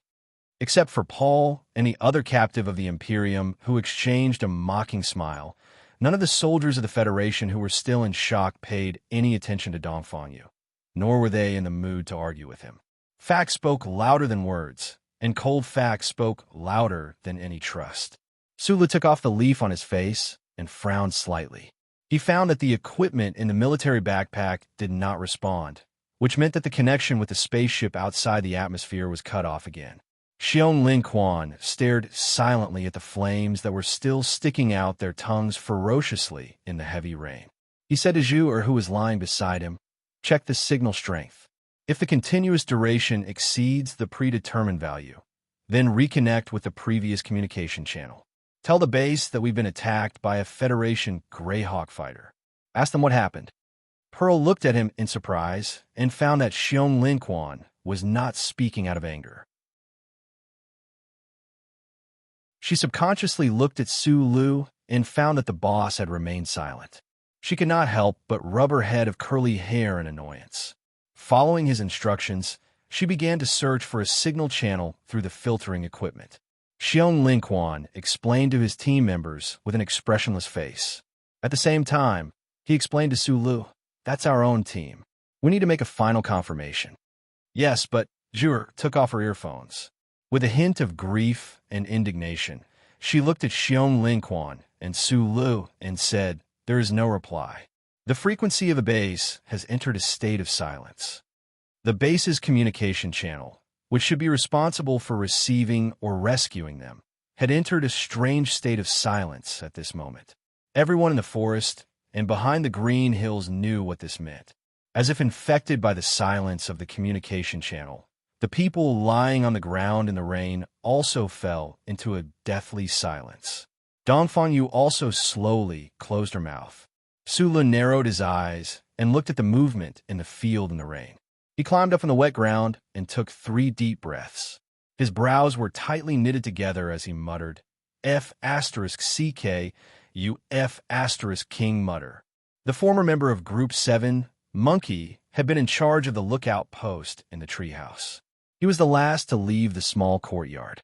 While he was shocked by the fighter, he had been paying attention to Sulu. When he heard these words, he explained to the soldier beside him in a low voice, Boss usually doesn't like to swear, but sometimes he can't help it. That's why he likes to use this kind of automatic silencer. The meaning of this sentence is F*CK, your F*King mother. The soldier who had just joined NTR half a year ago said in astonishment, That's really dirty. That's why it has to be silenced, right? Speaking of which, our Group 7 also used to have this kind of habit. In the past 2 years, no one has used it, but isn't Boss back now? I reckon he'll have to pick it up again. I see that you're usually quite honest and dutiful. In the future, you'll have to pay more attention in this area so that you don't fall behind. The Group 7 member, nicknamed Monkey, was called Jean Ruse.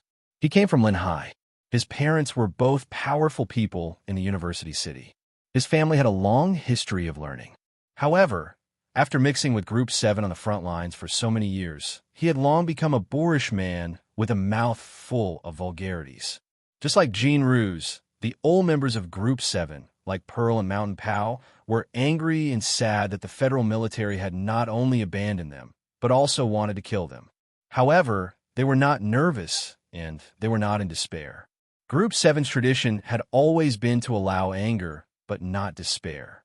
Moreover, now that they had welcomed their boss back, they dared to charge forward no matter how stormy the road ahead was. Just as Jean Ruse was translating his boss's vulgarities to the newcomer, Xiong Lin Quan stood up with his heavy gun and said in a deep voice, Cut off all communication channels and take off your friend or foe identification devices.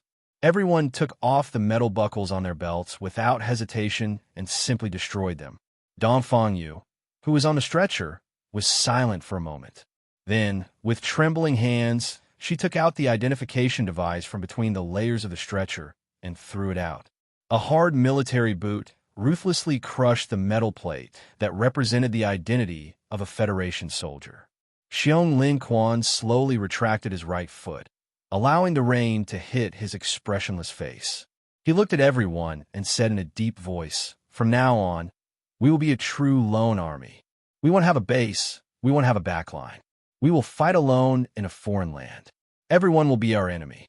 We won't have any more missions. Our only mission is to survive. We have to survive and return to the base alive. No, we have to return to the Federation alive. We have to expose this ridiculous matter. We have to stab those big shots who ordered the fighter jets to bomb us until they bleed. Then we'll rip off their balls. This is my order. The soldiers in the rain stood upright. Whether it was the members of the first 7 groups or the veterans of NTR, they were expressionless, silent, and determined. There was no hot-blooded oath, but they were full of strong willpower. Even Paul and the other Imperial captive could feel some kind of heat in the wind and rain. Sula leaned against a green tree and looked at Xiong Lin Chuan's burly figure in the rain. He couldn't help but show a trace of emotion. The reckless and combative subordinate had now grown into an excellent commander. However, he had to interrupt the other party's beautiful battle mobilization and said, The Federation's follow-up reaction won't be so fast. The second wave of attacks shouldn't come soon, but I think the previous explosion was not small. There should be Imperial troops coming to see, so let's go. Xiong Lin Quan looked back at him. After a moment of silence, he suddenly asked, Boss, where are we going? Finally hearing the long-lost title from his mouth, Sulu was dazed for a moment. He scratched his wet hair with a smile and replied softly, If you're not afraid of being sold by us, then I suggest you go to the place with the most people in the Empire first. The soldiers in the rain all laughed. In the evening, the lone army made of 6 lightly wounded soldiers, 1 heavily wounded soldier on a stretcher, 5 healthy soldiers of the Federation, 2 captives of the Imperium, and a certain prince of the Imperium reached a forsaken graphite mine under the cover of the dusk and the rain. Sulu was very familiar with this abandoned mine pit and was very good at using this terrain to fight. After a brief discussion, the team chose this place as a temporary camp for the night. An observation post was arranged in the valley behind the side. Sulu carried the modified gun and vigilantly patrolled around. After confirming that the camp was temporarily safe, he relaxed a little and returned to the dark tunnel. He finally had a chance to talk to Paul.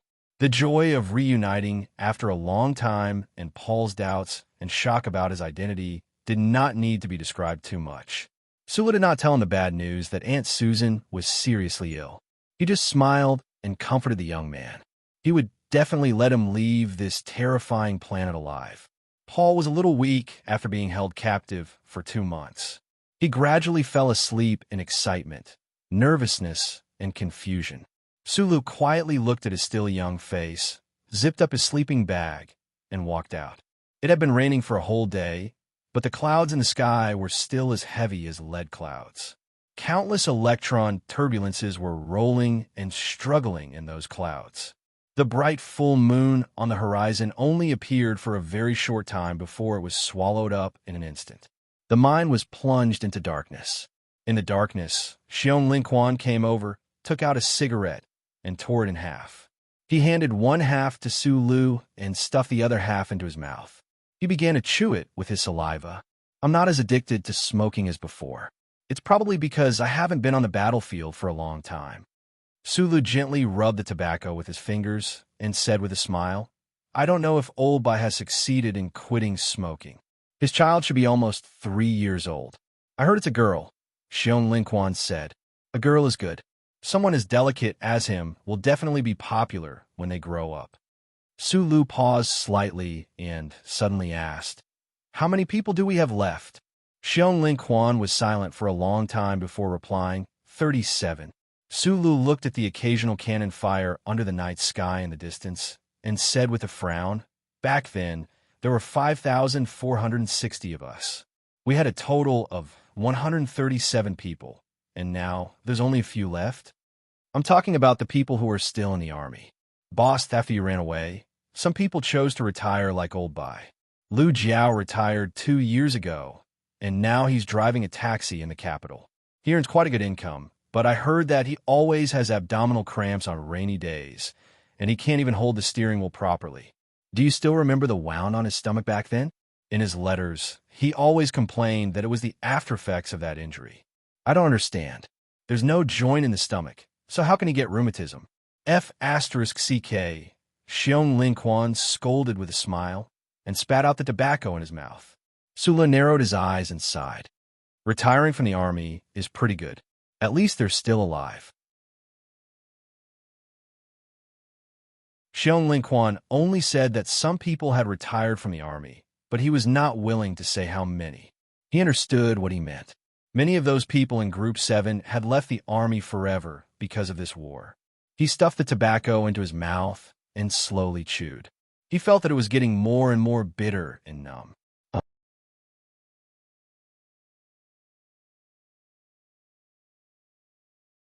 Chapter 901. Death was the eternal main theme of war. The screams of being shot and the cries of discovering one's disability were just background noises. As for words like sacrifice and dedication, they were just unremarkable side notes. Through Xiong Linquan's narration, Sulu learned about those who had left in the past few years of war. What was even more chilling was that, in this bloody battle in the southwest mines, of the 20 or so former team, 7 members of the 17th Division's NTR unit, less than 10 people were still alive. Why were you guys transferred to NTR? Sulu spat out the wet tobacco in his mouth and asked with a frown, You've already been promoted to Lieutenant Colonel. At least this means that you haven't violated military discipline in the past 3 years. You said that old Gu abandoned himself and went to the cookhouse, so there's even less reason to send him to the suicide squad. It was a temporary order from the general staff before the war. For some reason, the higher-ups suddenly remembered us old team 7 members. With a single order, they sent everyone to NTR.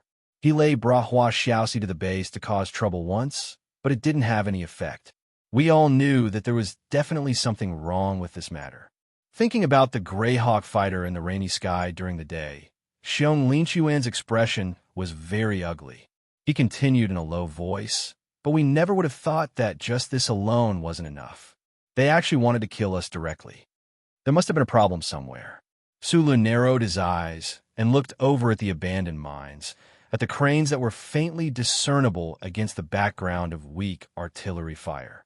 His voice was slightly cold as he said, "But no matter what the problem was, the federal military transferred you guys to NTR. This matter is unforgivable.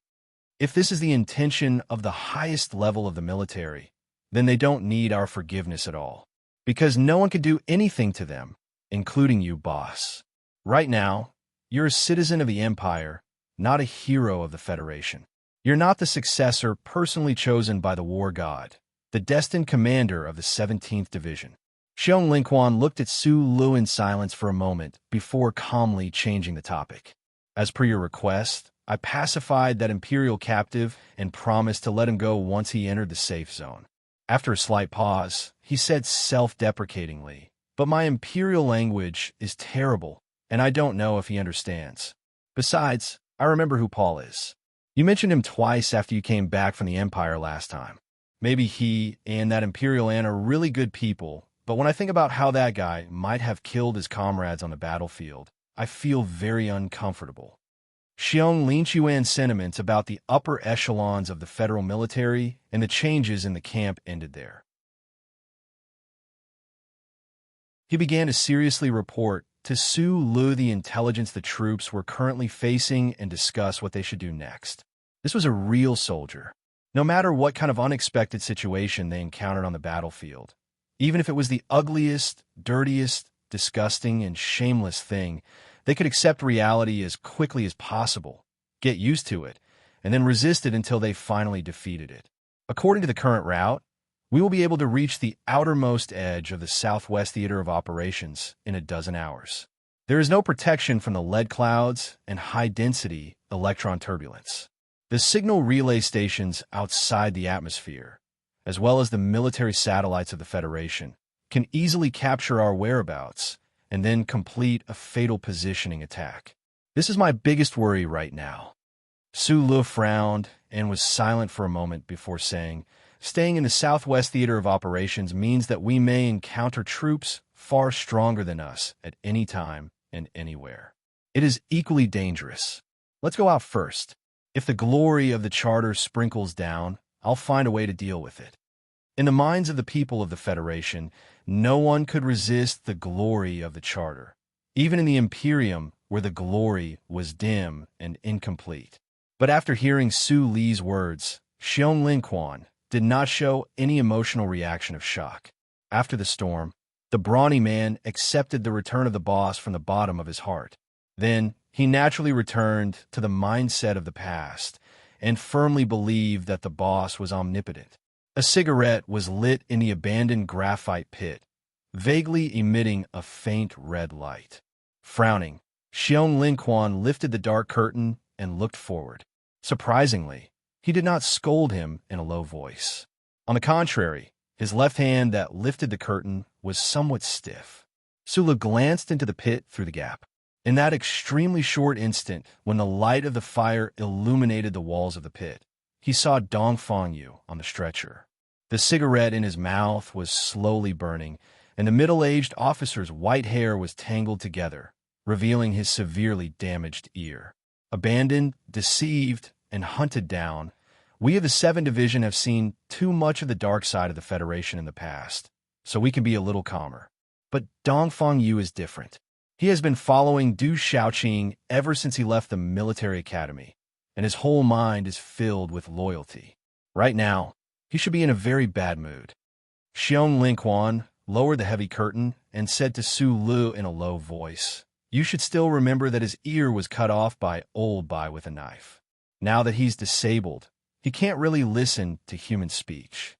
Also, he spent 3 whole years in the Abyss Division like NTR, so it's inevitable that his mentality is somewhat distorted. Don't mind his attitude during the day." "I didn't think that you would speak up for Dongfang. You know that I've never had a good impression of those maniacs from the Iron 7 Division. Su Lu frowned, looked at Xiong Linquan, and said in a low voice, "His ear was cut off by Old Bai, so it's only right that he pay the price. I won't forget what he did on planet Yellow Doom just because of this. Our 7 division only has a pair of twin brothers. GSC died by that stupid stream in 20 years ago. Yeah, one could be said to have died by this guy's hands." Xiong Linquan was silent for a very long time. He stroked the light spikes on his head and said, "If you want to survive in this damn place on the front lines and live with a normal mind, you have to forget too many scenes of death. This time, so many of our brothers died in the Southwest War Zone, but Monkey and the others can still smile so happily when they see you. That's why." He looked at Su Lu and said, "I'm not trying to defend Dongfang or anything. I just feel that this guy has been living quite a miserable life. We've only been in NTR for less than 3 months, and we're already on the verge of going crazy. He's been here for 3 whole years." Su Lu gently moved his right foot and slowly stepped on a rock. After a moment of silence, he said, "That's true. People have to look forward." At 3:30 in the morning, before leaving the abandoned graphite mine camp, this lonely Federation team held a pre-battle meeting. Everyone was clear about the dangerous situation they were in, so the main purpose of this meeting was not to unify their thoughts or mobilize them, but to simply come up with a conclusion where everyone should go. The upper echelons of the federal military wanted to eliminate them for certain reasons. So now there was a sad and indignant truth. The areas where the Empire's troops held the advantage were actually safer for these Federation soldiers. However, they could not wander around the Empire's controlled areas forever. Apart from facing the test of raising ammunition, they could also be surrounded and annihilated by the Empire's troops at any time. The image of a lone army fighting is very tragic and powerful, but this kind of thing will always have a tragic ending. It's better to avoid it if possible. Su Lu put down the canned food in his hand and passed it to Mountain Pao beside him. He looked at the people in the tunnel and said with a smile, "I suggest that we go around the Liangshan area, shake off the pursuit of the upper echelons of the military, and actively and quickly approach the ground troops of the Federation. There's no conspiracy that can make the millions of federal troops of Imo Hua move together. As long as we don't get killed on the spot, then we'll have a chance to explain the truth. The key is which ground troops are trustworthy. If we just go over like this and find out that the ground troops are Hu Yin's direct subordinates and are chasing us everywhere, then it'll be like sending white meat to an orphan's mouth. It'll be a horrible death." The people in the tunnel used the dim light to stare at the electronic military map and began to seriously consider the direction of their breakout. They had been hiding in Fierce City for 2 months, and they had no information at all, so they did not know what to do. The war in the southwest has started, and the 11th Division has moved to the North Liangshan area. According to the calculations made in the past 2 months, this division is now stationed here. A cold and tired voice suddenly rang out in the quiet tunnel. On the stretcher in the corner, Dongfang Yu struggled to prop up half of her body. Expressionlessly, she pointed at a corner of the map and said, "We should approach there immediately." "Why?" someone asked. "The 11th Division and the 3rd Division are the main forces of the Southwest War Zone, and they're the direct subordinates of the division. Even if Hu Yin can order them around, he definitely won't dare to order these 2 divisions to kill us. Besides, I used to have a good relationship with those 2 division commanders." Dongfang Yu coldly explained, "The 3RD Division's main attack range is in the Northwest Basin, too far from here, so we can only choose to approach the 11th Division." Mountain Pal looked at him and sneered. "Wake up. Even if you used to be friends with those 2 division commanders, when was that? Now, they're the division commanders of the Federation's main forces, and you're just a pitiful guy like us who's counting the days in the NTR unit. Who would remember you?" Dongfang Yu's haggard cheeks suddenly flushed red. He stared coldly at Mountain Pao, wanting to scold him, but for some reason, he just shut his mouth and refused to speak again. "I agree with Dongfang's opinion. Use the fastest speed to approach the 11th Division." Right at this moment, out of everyone's expectations, Su Lu expressed his agreement. He looked at Dongfang Yu and said, "I don't think highly of your relationship with the 11th Division commanders, but I believe that the troops and officers brought by Du Shaoqing won't all be as kept up as you were in the past. Dongfang Yu frowned slightly and looked at him. It was rare that he did not retort. Mount Pingliang was not that dangerous, but because all of the roads had long been destroyed in the war, and because of the sudden appearance of a great fog, it immediately became exceptionally rugged and difficult to traverse. However, this was definitely a good thing for them. Under the cover of the thick fog, the team quietly passed through the two remaining lines of the Empire's firepower blockade. By nightfall, they arrived outside a hidden valley at the northern foot of Mount Pingliang with great difficulty. Xiong Lin Quan slowly lowered the binoculars in his hand and looked at the fog in the valley. He could not hide the disappointment on his face and said self-deprecatingly, "Where did those guys run off to? Could it be that they were swallowed up by this strange fog?" They had come to the simulated 11th Division's garrison area with hope, but who knew how many days ago Du Shaoqing's direct troops had already left the northern foot of Mount Pingliang. Now, they had no idea where they had gone. Su Le led a few team members into the valley to search for possible remnants of the 11th Division supplies. However, when they returned, other than a broken communication station, they did not even manage to pick up 2 standard federal military caliber bullets. They temporarily rested in a dark and gloomy cave. The team members were so disappointed and tired that they did not have the energy to talk. Only Xiong Lin Quan and Dongfang Yu noticed that Su Lu was hugging the broken communication station and fiddling with something at the entrance of the cave. The electronic shield pseudo-overflow code can still be used for half an hour. The self-starting chip will release fragments of the 11th Division's information. We don't have to worry about the base discovering our existence. This is a good opportunity. At least we can hear what the federal forces have charged us with. An NTR soldier looked at the communication station Su Lu was hugging and stared at the 2 bullet holes in the exposed metal wreckage. He said in shock, "This thing could be repaired." Back in the day, when our Group 7 went to the front lines, we were always the team that expended the least resources. Why? Because what our boss is best at is collecting and repairing junk. Mountain Pow sat beside him with a cigarette in his mouth and said mockingly, "What's the big deal about a communication station? Just now, if you wanted to pick up 2 broken mechas in the valley, the boss could have gotten you a good mecha. Even if it couldn't fight, it could at least run. Is it a compliment or a mockery?" Su Lu used his fingers to deftly connect the 2 wires and said, "But if there's a chance along the way, you guys can keep an eye out for broken mechas." Through this broken communication station, the people in the cave finally heard the voice of the federal military's upper echelon for the first time since the silence of yesterday's communication. Then silence. In the secret message sent by the Federation base to the various troops at the front lines, their NTR unit was confirmed to have colluded with the Empire and betrayed the Federation. The request was for all divisions to eliminate them as soon as they discovered their tracks. Xiong Lin Quan slapped the wet wall of the cave and said angrily, "They actually accused us of betrayal. Those people are so shameless." After a moment of silence, Dongfang Yu suddenly laughed self-deprecatingly and said, "This is really too damn interesting." The base isn't wrong. Accusing us of betrayal is also reasonable. He pointed at Su Lu and said, "Isn't this just an Empire person? It's just that you guys haven't had the time to collude with him and betray the Federation yet." Dongfang Yu's tone was very absurd, but it was hard to tell whether it was sarcasm or the crazy words of someone who had suffered a mental blow. None of the team members were in the mood to argue with him.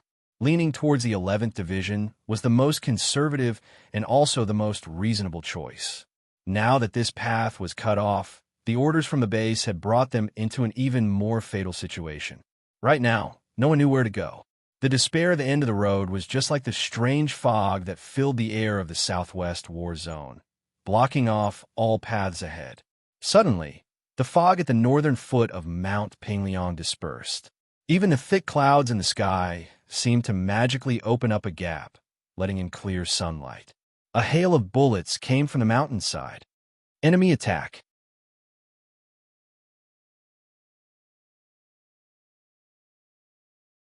Chapter 902. The sound of the heavy autocannon bullets striking the rocks was not the crisp sound of raindrops. Instead, it was more like the muffled sound of water droplets falling into a pile of hot ash. Following these sounds, the heat was rapidly absorbed, and then the water vaporized. Life drained away, just like the rocks that were constantly falling from the cave entrance. The heavy firepower on the mountainside was less than 600 meters away from the cave entrance. The dense rain of shrapnel terrifyingly sealed off the people's path forward. Amidst the smoke and the muffled sounds of death, the members in the cave were unable to effectively observe the enemy. Being directly turned into a land of death by the enemy and dying such a miserable and humiliating death was not a mistake the battle-hardened Group 7 would make. Unit NTR, which took on the most dangerous mission of the Federation's elite divisions, would also not make such a mistake. Since they had chosen the cave as their base, they had naturally made the relevant preparations. Xiong Linquan and the other members hid behind the rocks, put on their bulletproof helmets, and waited silently and patiently amidst the rain of smoke and shrapnel. After a few seconds, a voice rang out from the battlefield infantry command system. 612 meters, 22. 56 meters. Sync 21. 3 degrees. Heavy firepower. Reorganize camp. Close in. Inorganic armor. A moment later, that voice rang out again. People of the Empire. At this moment, Monkey was on a broad-leaved tree outside the cave. As a sentry, he was in charge of monitoring the movements of this mountain forest, helping his comrades in the cave predict danger in advance. In the end, he did not discover that the enemy had silently crept over through the thick fog. This made his mood somewhat terrible, and his voice was somewhat trembling. Fortunately, he was still calm and clear. With a few simple keywords, he very well summed up the current situation. As for the last person from the Empire, he said it in an especially awkward manner. In the many years of battle before, he had never made such a report because the enemy was definitely from the Empire. However, this enemy that was fighting alone right now was very likely to be from the Federation.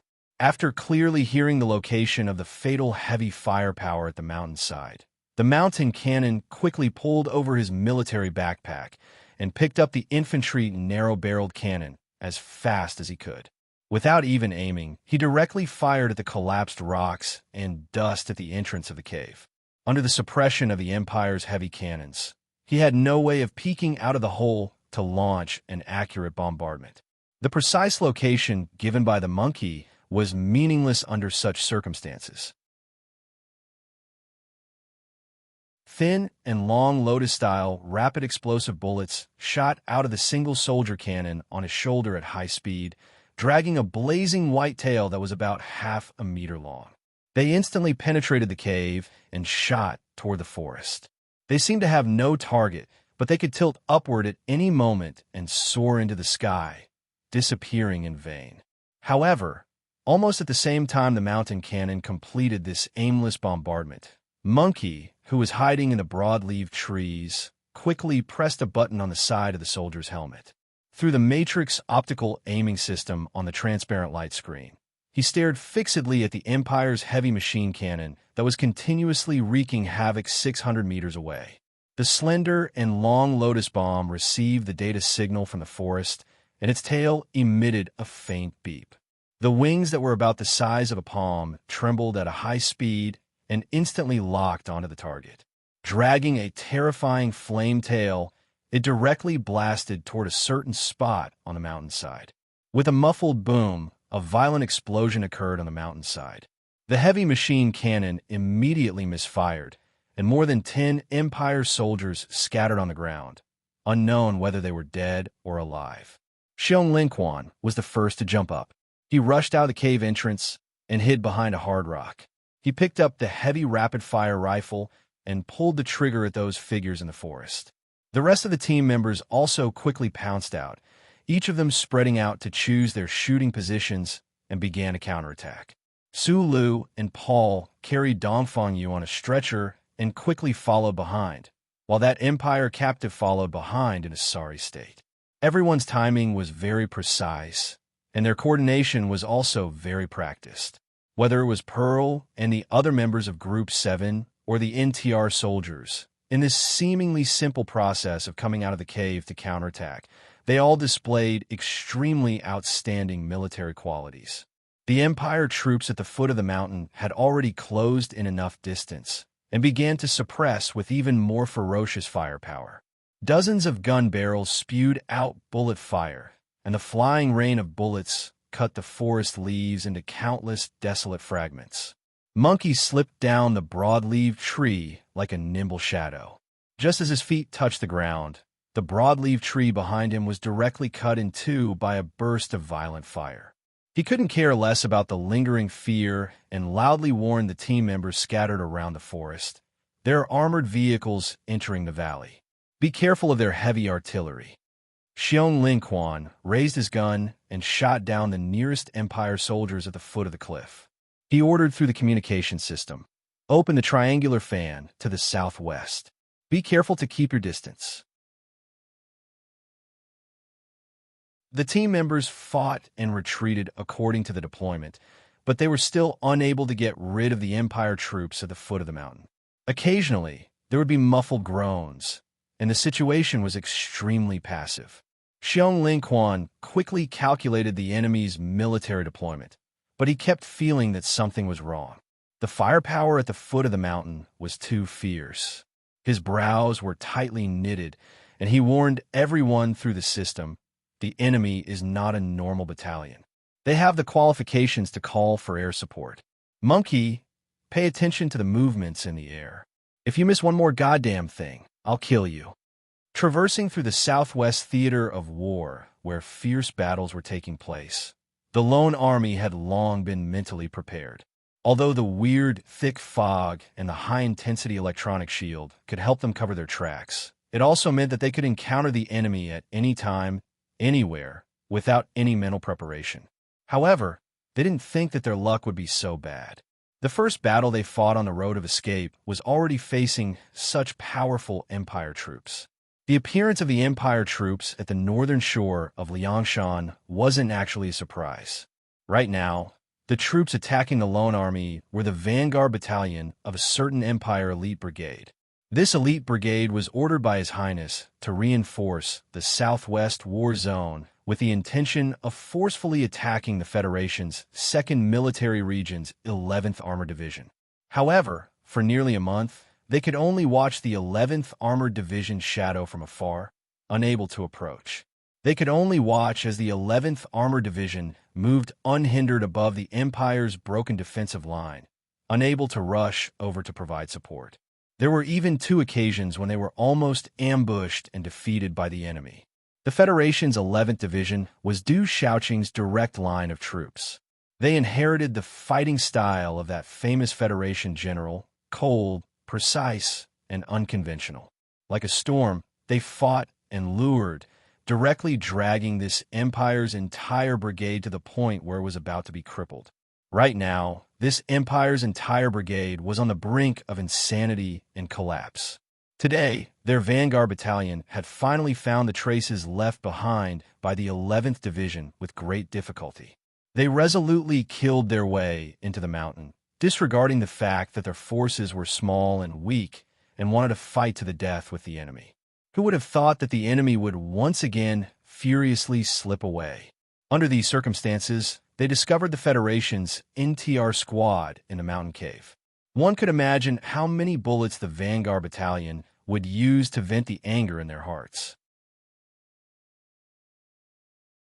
Under a hidden mountain rock somewhere in the southwest Liangshan Mountains, Sulun narrowed his eyes and looked at the lead gray clouds, as well as the rare blue sky in the distance, silently calculating when the Empire's air support would arrive. The modified rifle in his hand did not make a single sound during the battle. He only covered Dongfeng Yu on the stretcher, as well as Paul and another Empire soldier who were carrying the stretcher. He chose the most reasonable path and quickly retreated with the team, so he did not attract the attention of the Empire's troops. Instead, it was relatively safe. Rapid gunshots rang out from time to time in the dense mountain forest. The leaves covered with countless layers of fine, dust trembled with the whistling of bullets. The screams of injuries and the sound of heavy objects falling to the ground were particularly clear and ear-piercing. Paul, who was half squatting on one end of the stretcher, stared at the battle scene in the forest. He listened to the cries of his comrades before they died and listened to the familiar hometown language. A fierce struggle appeared on Akiji's face. His eyes grew redder and redder, and he could not help but glance at Sulu. He thought that there was only one Federation officer on the stretcher here, and he was seriously injured. As long as he subdued him, everything would be solved. During the battle, Sulu did not look at him. However, at this time, he seemed to feel Paul's burning gaze and directly shook his head. Paul was startled and struggled for a long time. In the end, he gave up his idea. He gritted his teeth in disappointment and squatted back. The other Empire captive in charge of carrying the stretcher was already middle-aged, and his gray-brown hair was a little dirty. He felt the arrival of an opportunity like Paul and could not help but nervously lick his lips. Then, he quietly reached out to the stretcher. After taking care of the heavily injured federal officer for 2 months, the Imperial captive had long discovered that the federal officer hid a pistol in the gap between the stretcher. He believed that as long as he could get his hands on that pistol, he would definitely be able to control the situation. Then, he wanted to order the strange, small-eyed man to surrender so that everyone could return to the Empire Army and even make a great military contribution. Then, in the future, his descendants would no longer have to serve those damn aristocrats. Just when his hand was more than 10 centimeters away from the stretcher, Sulu, who had been holding a rock to observe the situation on the battlefield, suddenly turned around, raised a rifle in his hand, and pointed it at the center of his eyebrows silently. The Empire captive looked at the black barrel in despair. He grimaced as if he was crying and laughing. He slowly retracted his hand, sat back on the ground, and whispered a few words in a low voice. Dong Fangyu, who had been looking drowsy on the stretcher, suddenly opened his eyes at this time. His right hand slowly reached out with the anti-water cloth and held the pistol. He quietly looked at the rifle in Su Li's hand, the emotions in his eyes somewhat complicated. Suddenly, he asked in a hoarse and weak voice, "Why don't you just tell the Empire Army that you are a member of the Empire's royal family? Who the F***CK dares to shoot at you?" Sulu laughed at himself and said, "No one will believe me. Even if I have identity verification, who cares about this when I am in a frenzy? It is very difficult for me to make the Empire believe that I am from the Empire on the battlefield, just like I can't make the Federation believe that I am from the Federation. That's why you don't fire a shot in the battle." Dong Fangyu looked at his face and said in a hoarse voice, "And then you will stop your fellow countrymen from stealing my gun."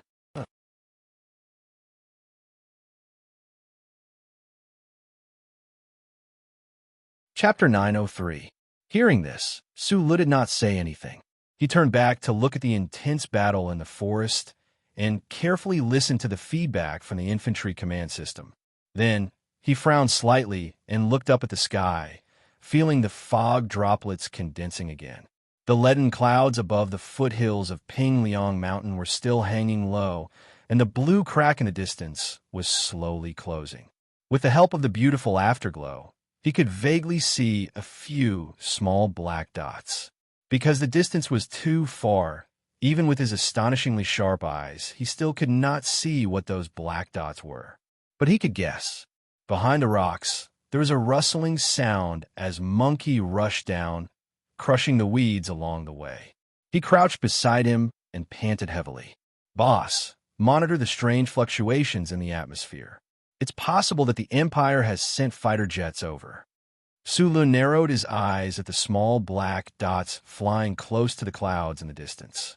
His hands forcefully unwrapped the oilcloth wrapped around the rifle, and at the same time completed the action of loading. He said, "I've seen them. Everyone must hurry up and retreat." In order to retreat before the Empire's fighter jets arrived, they first had to suppress the Empire's troops. However, it was difficult to complete such a difficult task with only a dozen guns. Sulu did not say anything. His left foot lightly stepped on the rock, and his entire body turned into an afterimage as he rushed into the forest. He did not run toward the place where the firepower was the densest, but deliberately chose to distance himself from the battlefield. Relying on his terrifying speed, he quietly arrived at a mountain stream a kilometer away. Without any cover, he simply stood beside the splashing white rocks. His hands held the modified gun straight, and he aimed at the vague figures in the forest in the distance and quickly pulled the trigger. He had not fired a single shot in the battle so far, but when it was necessary to fire, he would definitely not hesitate. With the crisp sound of a gunshot, an Empire's heavy metal gun that was wildly firing in the forest to suppress Xiong Linquan and the others from retreating suddenly stopped firing. The water from the mountain stream continued to fall, splashing against the smooth rocks. Su Li's rifle fired at a clear and steady rhythm. From time to time, there would be Imperial soldiers holding their thighs and falling down, or screaming in pain as they retreated. Even the best snipers in the Federation and the Empire wouldn't be able to do such a thing. What was even more terrifying was that he could even choose where the bullets would hit the target while he was shooting, avoiding the vital points as much as possible. This kind of shooting method had long surpassed the imagination of all military personnel. Even Su Lu himself would not have been able to do this on the battlefield, unless he had used ACW back then. He and Philip had designed and built this modified gun together. Apart from the fact that the ammunition was relatively light, the most terrifying feature of the gun was its accuracy. However, to be able to perfectly display the accuracy of this rifle from such a long distance required the shooter to have unimaginable stability and strength. In this world, apart from Su Lu, only Huai Chaoshi and Li Feng could do it. The sound of the stream slapping the white rocks covered the muffled sound of the shooting, which would make it take more time for the Empire to determine his position. He just stood by the stream and kept pulling the trigger, covering the retreat of the team. Thick fog gradually rose, lead clouds thickened, and the crisp and dry gunshots kept ringing in the distance.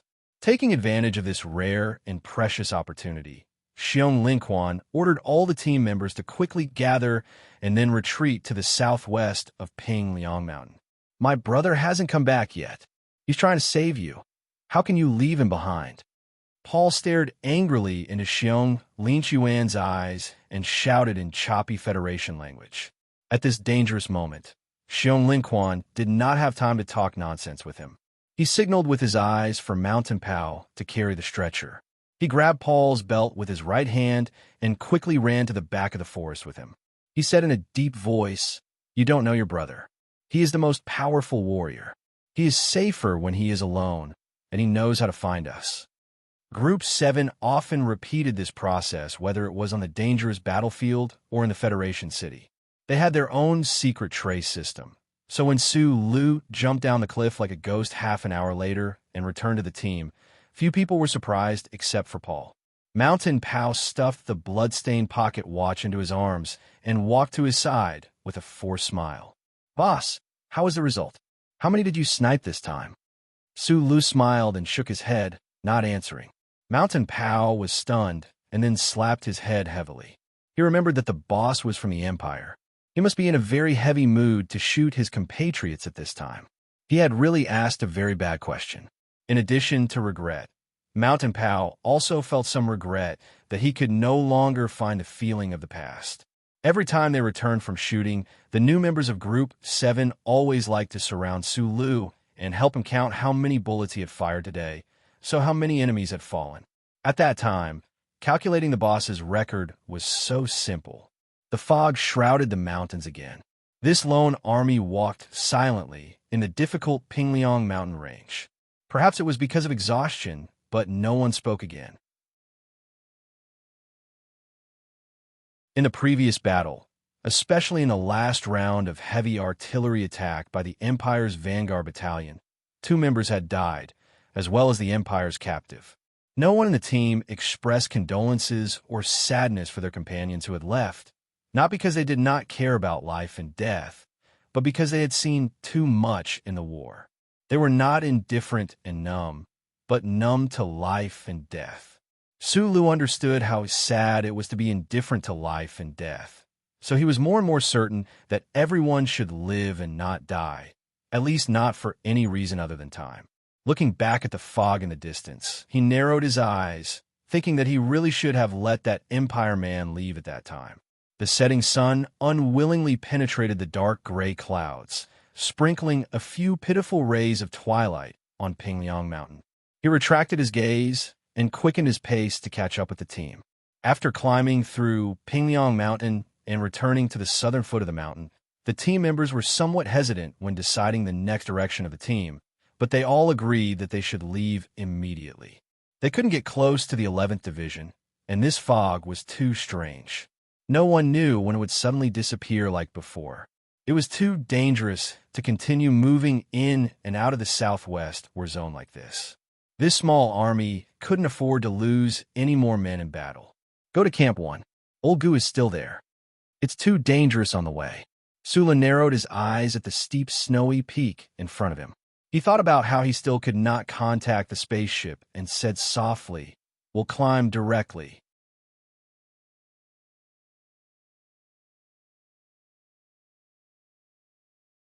Chapter 904. Why fight? Because the enemy is there. This was the famous saying of Group 7 that had shocked the Federation. However, Lon Xiaolong, who had said this at the Nebula Award, was now famous and no longer at the front lines. Why climb a mountain? Because the mountain is there. This was the famous saying that many adventurers worshipped as their creed. However, when Xiong Linquan and the others looked at the unreachable mountain peak in the dusk and the dangerous wall that was cut in half by the leaden clouds and compared it to Su Li's words of directly climbing it, they could not feel any passion in their hearts. Monkey took out the tactical manual and reported the height of this mountain peak to everyone. He then shrugged and said, "The top half of this mountain peak is completely above the turbulent cloud layer. The military satellites in the sky can see the ground very clearly. If we want to secretly climb it, we can only do it at night, and it's still very risky." The height of the height of the height was shocking, and climbing in the dark was even more dangerous. The team members looked at Su Lo. Although they did not directly object, the hesitation in their eyes showed their attitude. "We want to climb this mountain peak, but of course it's not because it's there that I don't like the look of it and have to step on it a few times." Feeling the tension and suspicion in the team, Su Lo made a joke that was not very funny. He pointed at the snowy mountain and said, "It's because other than directly climbing, we can't find any other way. The further away from natural danger, the more likely it is to encounter danger from the same kind. Boss, we haven't seen each other for 3 years. How did you become a third-rate philosopher?" Xiong Linquan said with a frown. He then took out a precise map from his backpack and began to try to find a relatively safe climbing route. Mocking was one thing, carrying out orders was another. This dangerous mountain peak that stood at the edge of the mining area in the southwest of Imo Planet had no name. There was not much green vegetation on the mountain peak that was about 6,000 meters above sea level, only grayish-black volcanic rocks. There were no minerals. The empire that was busy mining graphite on this planet had not really paid any attention to it for thousands of years. The team's final destination was a pass on the left side of the nameless mountain peak. The exact height was 5,477 meters, and this route was relatively safe and easy to walk. The weather in the mountains was a bit abnormal. The lone army walked along the rugged mountain road with difficulty, passing through the silent forest on the mountainside, and finally walked out of the strange, thick fog area. Suddenly, they came to who knows how many meters thick lead clouds. The battle-hardened team members still couldn't understand why this desperate battle would push the clouds to such a low altitude. If Su Lu was given some time, he could probably use some vague calculations to form a formula between the amount of ammunition, electromagnetic turbulence, and this strange astronomical phenomenon. However, at this time, he was holding the stretcher tightly with both hands and staring at the steep mountain road under his feet. Beads of sweat dripped down, and he had no energy to do such boring work. If they had rested for a long time and had just entered the battlefield, it wouldn't have been difficult for Old Seven's team to climb this mountain in one night. However, This team had been on the run for many days in the Southwest War Zone and was already exhausted. The equipment of the lightly wounded was all taken over by the other team members. Paul and Bede, who were responsible for carrying the stretcher, were already exhausted and were replaced by Su Lu and Xiong Linquan.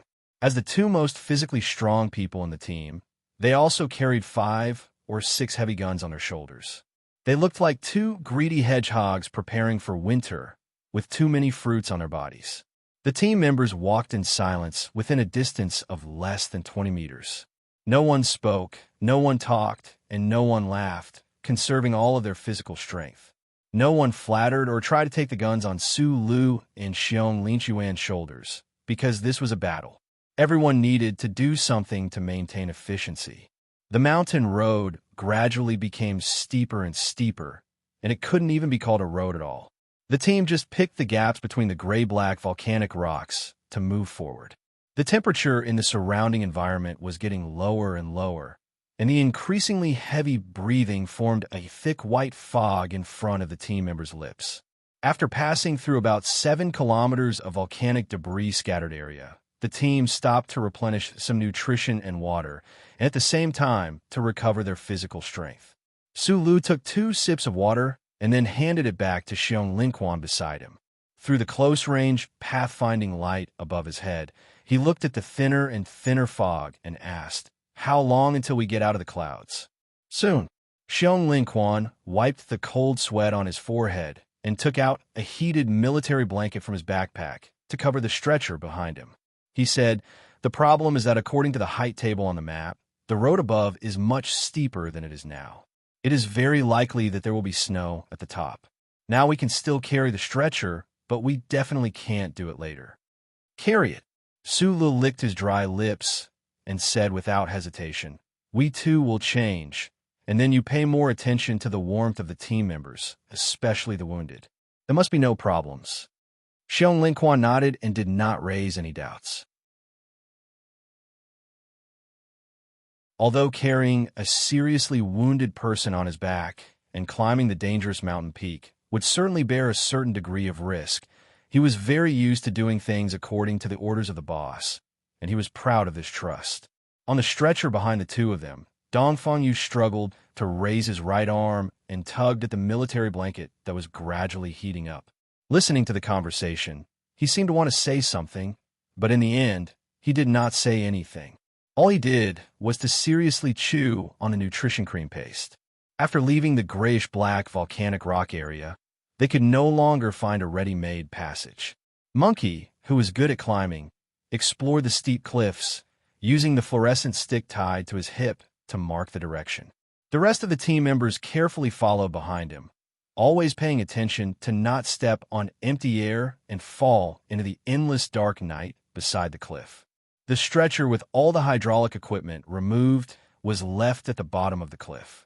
Su Lu moved the heavy guns in front of him and tied Dongfang Yu behind him with a military belt. He followed behind Paul, always paying attention to his movements to avoid any accidents. Xiong Linquan followed at the back of the team and said, "We'll change after another 100 meters." Su Lu put his right hand deep into the cliff crack and climbed up with a muffled groan. He did not say anything. Similar to the calculation results, after climbing the steep cliff for a short time, the team passed through the lead gray cloud area and came to the clear night sky. Although it did not take long, this part of the road was extremely dangerous. The big moon, as white as a breast, was still on the other side of the skyline at this moment. Most of its beauty was covered by clouds, but it was still bright above the cliff because there was still a sky full of stars. The tired team members suddenly saw the cliff in front of them become bright white. They subconsciously looked up and saw countless shining stars in the blue and black night sky. They gently blinked and sent the silver light to the cliffs, plastering the bodies of the tired travelers on the cliff. The scenery was very beautiful, and the starlight was very quiet. The fatigue and injuries in the team members' bodies, and the numbing smoke brought by countless battles, seemed to be washed away in an instant. They were very willing to watch the starlight fall asleep like this. They were no longer willing to lift their lead-like legs and climb toward the more dangerous pass to to return to the thick lead-colored clouds again. Sulu looked at the stars in the sky and narrowed his eyes. He patted Paul's thin shoulder in front of him, indicating that he should continue to move forward. Then he ordered in a low voice, "Continue."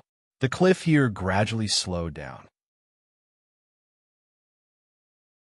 The team member's physical strength was on the verge of collapse, but he could not allow the team to stop and rest because the altitude here was high and the temperature was too low.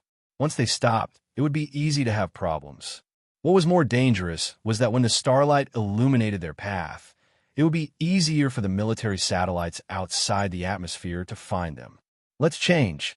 Xiong Lin Quan climbed over, gasping for breath, grabbed Su Li's military boots, and said, "You ate too much of the quota.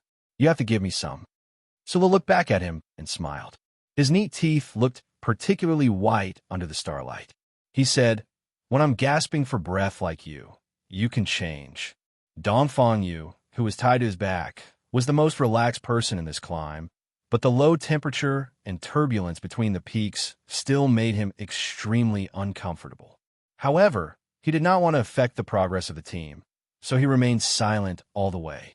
Even when the severe, tearing pain came from the wound in his abdomen, he just frowned a little more and licked the blood between his gums faster.